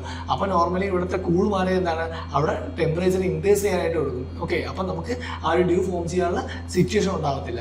ഡ്യൂ ഫോം ചെയ്യണമെങ്കിൽ നമുക്ക് എന്താണ് ഒരു കൂളർ സിറ്റുവേഷൻ വേണം, അല്ലെങ്കിൽ കൂളർ സർഫസ് വേണം. പക്ഷേ ഈ പോകുന്ന ഇവാപറേഷൻ അല്ലെങ്കിൽ ഈ പോകുന്ന റേഡിയേഷൻ എന്താണ് തിരിച്ച് വീണ്ടും എർത്തിലേക്ക് തന്നെ ക്ലൗഡ്സ് എല്ലാം തിങ്ങി നിൽക്കുന്നത് എന്താണ് ക്ലൗഡ്സ് തട്ടിൽ എന്താണ് തിരിച്ച് വീണ്ടും എർത്തിലോട്ട് തന്നെ വരും. അതിൻ്റെ ഫലമായിട്ട് എന്താണ് ചൂട് ഇൻക്രീസ് ചെയ്യുള്ളൂ. ഓക്കെ, ടെമ്പറേച്ചർ ഇൻക്രീസ് ചെയ്താൽ അതെന്താണ് ഡ്യൂ ഫോർമേഷന് ഒരു അനുകൂലമായിട്ടുള്ള സാഹചര്യം അല്ല. സോ അതുകൊണ്ട് എന്തായിരിക്കും ആൻസർ ഓപ്ഷൻ ഇതിൽ ഏതായിരിക്കും വരുന്നത് നോക്കി? Clouds absorb the radiation released from the surface ആണോ? അബ്സോർബ് ചെയ്യുകയാണോ ചെയ്യുന്നത്? തിരിച്ച് ക്ലൗഡ്സ് എന്താണ് തിരിച്ച് റിഫ്ലക്ട് ചെയ്ത് വിടുകയാണ് ചെയ്യുന്നത്. അപ്പോൾ ആദ്യത്തെ സ്റ്റേറ്റ്മെന്റ് തെറ്റാണ്. സെക്കൻഡ് നോക്കി, clouds reflect back the earth radiation, അതാണ് എന്ത് ശരിയെന്ന് പറയുന്നത്. കാരണം എന്താണ് അങ്ങോട്ട് പോകുന്നത് തിരിച്ച് ക്ലൗഡ്സ് ഉണ്ടെങ്കിൽ എന്താണ് അത് റിഫ്ലക്ട് ചെയ്ത് തിരിച്ച് വീണ്ടും എർത്തിലേക്ക് തന്നെ തിരിച്ച് വിടുന്നുണ്ട്. സോ അതാണ് ഇത് ആൻസർ വരുന്നത്. വേറെ പറയുന്നത് earth surface would have low temperature on cloudy nights. Low temperature അല്ലല്ലോ, കാരണം ഹൈ ടെമ്പറേച്ചർ ആണെന്ന് നമ്മൾ പറഞ്ഞു. ക്ലൗഡി നൈറ്റ് ആകുമ്പോൾ എന്താണ് എർത്തിന്റെ സർഫസിൽ ഹൈ ടെമ്പറേച്ചർ ആവും. അതുകൊണ്ടാണ് എന്ത് ഇത് ഫോം ചെയ്യാത്തത്, ഡ്യൂ ഡ്രോപ്സ് ഫോം ചെയ്യാത്തത്. Then clouds deflect the blowing wind to ground level. So അതുമല്ല. അപ്പോൾ ആൻസർ വരുന്നത് എന്താണ്? ആൻസർ ഓപ്ഷൻ ബി ആണ് വരുന്നത്. Clouds reflect back earth radiation. അതാണ് എന്ത് 44ാമത്തെ ആൻസർ വരുന്നത്. ആൻസർ ഓപ്ഷൻ ബി ആയിരിക്കും. Next 45. Consider the following statements. The 44th Amendment to the Constitution of India introduced an article placing the elections of the Prime Minister beyond judicial review. Then second statement പറയുന്നത് the Supreme Court of India struck down the 99th Amendment to the Constitution of India as being violated of the independence of judiciary. So which of the following statements given above are correct? Option A 1 only, option B 2 only, option C both 1 and 2, option D neither 1 nor 2. അപ്പോൾ അതിൽ ഏത് statement ആണ് correct എന്നാണ് ചോദിച്ചത്. So look at the first statement. The 44th Amendment to the Constitution of India introduced an article placing the election of the Prime Minister beyond judicial review. So 44th Amendment എന്നാണ് പറഞ്ഞേക്കുന്നത്. So ഈ statement എന്താണ്? Wrong ആണ്. അത് 44th Amendment അല്ല, 39th Amendment ആണ്. Okay, 39th Amendment 1975 1975 ആകുമ്പോൾ നമുക്കറിയാം ഏത് ടൈമാണ് ഇത്? എമർജൻസി പീരീഡ് ആണ്. ഓക്കെ, 1977 എമർജൻസി ടൈമിലാണത് ഈ ഒരു അമെൻമെന്റ് കൊണ്ടുവന്നത്, 39th അമെൻമെന്റ് കൊണ്ടുവന്നത്. So according to 39th അമെൻമെന്റ് of constitution that is in 1975 is placed the election of president, vice president and the PM and speaker of Lok Sabha. Okay, speaker of Lok Sabha ഉണ്ട്. So they are the എന്താണ് judicial prime minister മാത്രമാണ് പറഞ്ഞേക്കുന്നത്. But നമ്മൾ പറഞ്ഞത് 39th അമെൻമെന്റിൽ ആരൊക്കെയാണ്? Prime minister, അതുപോലെ chief ministers, vice president, speaker of Lok Sabha, ഇവരെല്ലാം എന്താണ്? Beyond the scrutiny of Indian courts. Okay, judicial റിവ്യൂവിന്റെ ബിയോണ്ട് ആണെന്നാണ് പറഞ്ഞേക്കുന്നത്. സോ അതാണെന്ത്? 44th അമെൻമെന്റ് അല്ല, 39th അമെൻമെന്റ് ആണ്. Okay, next. The Supreme Court of India struck down the 99th Amendment of the Constitution as India as being violator of independence of judiciary. Okay, കാരണം എന്താണ് 99th അമെൻമെന്റിൽ പറയുന്നത്? 99th അമെൻമെന്റിൽ എന്തായിരുന്നു? ഇത് national judicial appointments കമ്മീഷനെ പറ്റിയാണ് പറയുന്നത്. National judicial appointment commission. Okay, NJAC പറ്റിയാണ് പറയുന്നത്. സോ ഈ ആക്ടിന് NJAC ആക്ട് 2015 എന്ത് ചെയ്തു? അത് അൺകോൺസ്റ്റിറ്റ്യൂഷണൽ ആണെന്ന് സുപ്രീം കോടതി പറഞ്ഞു. കാരണം എന്ത്, അവിടെ കോർട്ടിന്റെ കാര്യത്തിൽ എന്താണ് ഇന്റർഫിയർ ചെയ്യുമ്പോൾ അത് ജുഡീഷ്യറി ഇന്റർഫിയർ ചെയ്യുന്നത് ബേസിക് സ്ട്രക്ചറിന് എതിരാണെന്ന് പറഞ്ഞാണത് 99th അമെൻമെന്റ് of constitution of India judiciary supreme കോടതി സ്ട്രക്ക് ഡൗൺ ചെയ്തത്. ഓക്കെ, കാരണം അത് ജുഡീഷ്യറിയുടെ ഒരു വയലേഷനാണ്. സോ ജുഡീഷ്യറി വയലേറ്റ് ചെയ്യുന്നത് എന്തിന് തുല്യമാണ്? ബേസിക് സ്ട്രക്ചറിനെ വയലേറ്റ് ചെയ്യുന്നതിന് തുല്യമാണ്. സോ അതുകൊണ്ടാണ് അത് സ്ട്രക്ക് ഡൗൺ ചെയ്തത്. അപ്പോൾ ആൻസർ ആയിരിക്കും, ആൻസർ ഓപ്ഷൻ രണ്ടാമത്തെ സ്റ്റേറ്റ്മെന്റ് മാത്രമാണ് ശരി, അതായത് ഓപ്ഷൻ ബി ആയിരിക്കും റൈറ്റ് ആൻസർ വരുന്നത്. ഓക്കെ, സോ അതാണ് 45th ക്വസ്റ്റ്യൻ വരുന്നത്. Next 46. The motion to impeach the judges of Supreme Court of India cannot be rejected by the Speaker of the Lok Sabha as per the Judges Inquiry Act 1968. Second statement. The Constitution of India defines and gives details of which constitutes incapacity and proved misbehavior of the judges of Supreme Court of India. Next, third statement പറയുന്നത് the details of the process of impeachment of judges of Supreme Court of India are given in the Judges Inquiry Act 1968. Next പറയുന്നത് if the motion for the impeachment of judge is taken up for voting, the law requires the motion to be backed by each house of parliament and supported by majority of the total membership of that house and by not less than 2/3 of total members of that house present and voting. അപ്പോൾ ഇതിൽ ഏതൊക്കെ statement ആണ് ശരിയെന്നാണ് ചോദിച്ചിരുന്നത്? 1 and 2, 3 only, 3 and 4 only, 1, 3 and 4. അപ്പോൾ ഇതിൽ ഏതൊക്കെയാണ് ശരിയായിട്ടുള്ളത്? First statement നോക്കി. The motion to impeach a judge of Supreme Court of India cannot be rejected by the Speaker of the Lok Sabha as per the Judges Inquiry Act 1968. Okay, അപ്പോൾ ജഡ്ജിനെ, supreme കോടതി ജഡ്ജിനെ impeach ചെയ്യാനുള്ള motion എന്താണ്? സ്പീക്കറിനെ reject ചെയ്യാൻ പറ്റുള്ളൂ എന്നാണ് പറഞ്ഞിരിക്കുന്നത്. ഈ ഒരു സ്റ്റേറ്റ്മെന്റ് എന്താണ്? തെറ്റാണ്. കാരണം എക്സ്ട്രീം സ്റ്റേറ്റ്മെന്റ് ആലോചിച്ച് നോക്കി. സ്പീക്കറിന് ലോക്സഭയിൽ പാസ് ചെയ്യുമ്പോൾ എന്താണ്? നോർമലി ഒരു ബില്ല് എന്താണ്? സ്പീക്കറിന് റിജക്ട് ചെയ്യാനുള്ള അവകാശം ഉണ്ട്. ഓക്കെ, സോ അതുകൊണ്ട് എന്താണ് ആ ഒരു സ്റ്റേറ്റ്മെന്റ് നമുക്ക് ആദ്യമേ തെറ്റാണെന്ന് എടുക്കാം. സോ സ്പീക്കറിന് എന്താണ്? റിജക്റ്റ് ചെയ്യാനുള്ള അധികാരമുണ്ട്. അപ്പോൾ ലോക്സഭയിലാണെങ്കിൽ സ്പീക്കറിനും രാജ്യസഭയിലാണെങ്കിൽ ഓക്കെ, നോർമലി ലോക്സഭയിലാണെങ്കിൽ 100 മെമ്പേഴ്സ് എന്താണ്? അത് റിമൂവൽ മോഷൻ സൈൻ ചെയ്യണം. 100 members in case of Lok Sabha. രാജ്യസഭയിലാണെങ്കിൽ എത്രയാണ്? 50 പേരാണ് രാജ്യസഭ. ഓക്കെ, സോ ഈ സ്പീക്കറിന് അല്ലെങ്കിൽ ചെയർമാൻ എന്താണ്? ഇത് അഡ്മിറ്റ് ചെയ്യാം, അല്ലെങ്കിൽ ലോക്സഭയുടെ കാര്യത്തിൽ സ്പീക്കറിനും രാജ്യസഭയുടെ കാര്യത്തിൽ എന്താണ് ചെയർമാൻ എന്താണ്? ഇത് വേണമെങ്കിൽ അഡ്മിറ്റ് ചെയ്യാം, വേണമെങ്കിൽ എന്താണ് അത് റിജക്ട് ചെയ്യാനുള്ള അധികാരമുണ്ട്. സോ അതുകൊണ്ട് എന്താണ് നമുക്ക് ഓപ്ഷൻ ഒന്നാമത്തെ സ്റ്റേറ്റ്മെന്റ് തെറ്റാണെന്ന് മനസ്സിലാവും. അത് തെറ്റാകുമ്പോൾ തന്നെ രണ്ടാമത്തത് ഓൾറെഡി തെറ്റായി. പിന്നെ നമുക്ക് 3ഉം 4ഉം മാത്രമേ ഉള്ളൂ. അപ്പം 3 എന്തായാലും ശരിയാണെന്ന് നമുക്കറിയാം. ഓക്കെ, സോ ഓൾറെഡി ഇതിൽ നിന്ന് തന്നെ കണ്ടത്. അപ്പോൾ നമുക്ക് ഏകദേശം 50% നമ്മുടെ പണി കഴിഞ്ഞു. 2 എന്തായാലും അപ്പോൾ തെറ്റാണെന്ന് മനസ്സിലായി. ദെൻ 3 എന്തായാലും ശരിയാണെന്ന് മനസ്സിലായി. ഇനി 4 ശരിയാണോ തെറ്റാണോ മാത്രം കണ്ടുപിടിച്ചാൽ മതി. Okay, If the motion for the impeachment of a judge is taken up for voting, the law requires the motion to be backed by each house of parliament and supported by a majority of total membership of that house and by not less than 2/3 of the total members of the house present and voting. അതായത് എന്താണ്, ഒരു special മെജോറിറ്റിയെ പറ്റിയാണ് ഇവിടെ പറയുന്നത്. Okay, so അത് എന്താണ്, ശരിയായിട്ടുള്ള statement ആണ്. സ്പെഷ്യൽ മെജോറിറ്റി വേണം. ഇംപീച്ച്മെന്റ് ഓഫ് ജഡ്ജസ് വോട്ട് ചെയ്യാൻ പോകുന്നെങ്കിൽ എന്താണ്, അവിടെ ഒരു സ്പെഷ്യൽ മെജോറിറ്റിയുടെ ആവശ്യം ഉണ്ട്. ഓക്കെ, സോ അതാണ് നാലാമത്തെ സ്റ്റേറ്റ്മെന്റ് പറയുന്നത്. അപ്പോൾ ആൻസർ ഏതായിരിക്കും? ആൻസർ ഓപ്ഷൻ സി ആണ്. 3 and 4 ഓൺലി ആയിരിക്കും. ഓക്കെ, അപ്പോൾ ഒന്നാമത്തെ സ്റ്റേറ്റ്മെന്റ് രണ്ടാമത്തെ സ്റ്റേറ്റ്മെന്റ് തെറ്റാണ്. The constitution of India defines and gives details of what constitute incapacity and proved misbehaviour of the judges of supreme കോടതിയാണ് പറഞ്ഞേക്കുന്നത്. ഇതെന്താണ്, ശരിയല്ല. കാരണം പ്രൂവ്ഡ് മിസ്ബിഹേവിയറിനെ പറ്റിയും ഇൻകപ്പാസിറ്റി ഗ്രൗണ്ടിന്റെയും റിമൂവലിനെ പറ്റിയൊക്കെ എന്താണ് ആർട്ടിക്കിൾ 124(4) പറയുന്നുണ്ട്, 124 ക്ലോസ് 4 പറയുന്നുണ്ട്.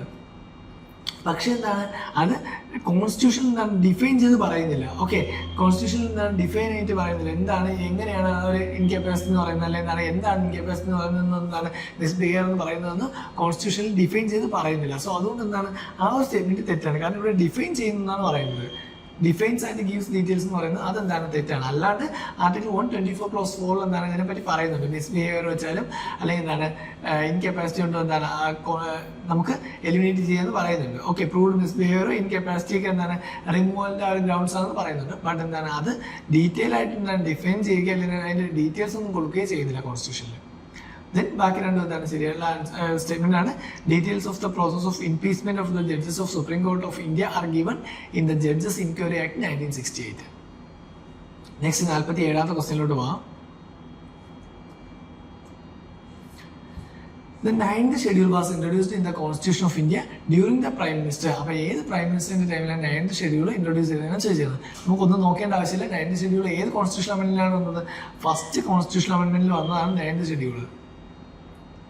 ഫസ്റ്റ് കോൺസ്റ്റിറ്റ്യൂഷൻ അമെന്റ്മെന്റ് ഏത് ഇയറായിരുന്നു? അപ്പോൾ 1951 ഫസ്റ്റ് കോൺസ്റ്റിറ്റ്യൂഷൻ അമെന്റ്മെന്റ് വന്നത്. അപ്പോൾ അതുകൊണ്ട് എന്തായിരിക്കും, ആരായിരിക്കും അപ്പോഴത്തെ പ്രൈം മിനിസ്റ്റർ എന്ന് പറയുന്നത്? വേറെ ആരുമല്ല, ജവഹർലാൽ നെഹ്റു. ഓക്കെ, സോ അത് 9th കോൺസ്റ്റിറ്റ്യൂഷൻ ആഡ് ചെയ്തത് ജവഹർലാൽ നെഹ്റു ഗവൺമെന്റ് ആയിരുന്നു.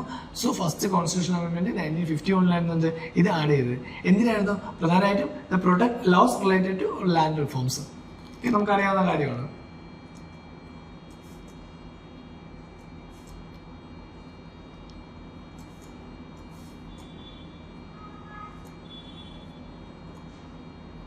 സോ അതാണ് ഇത് 47.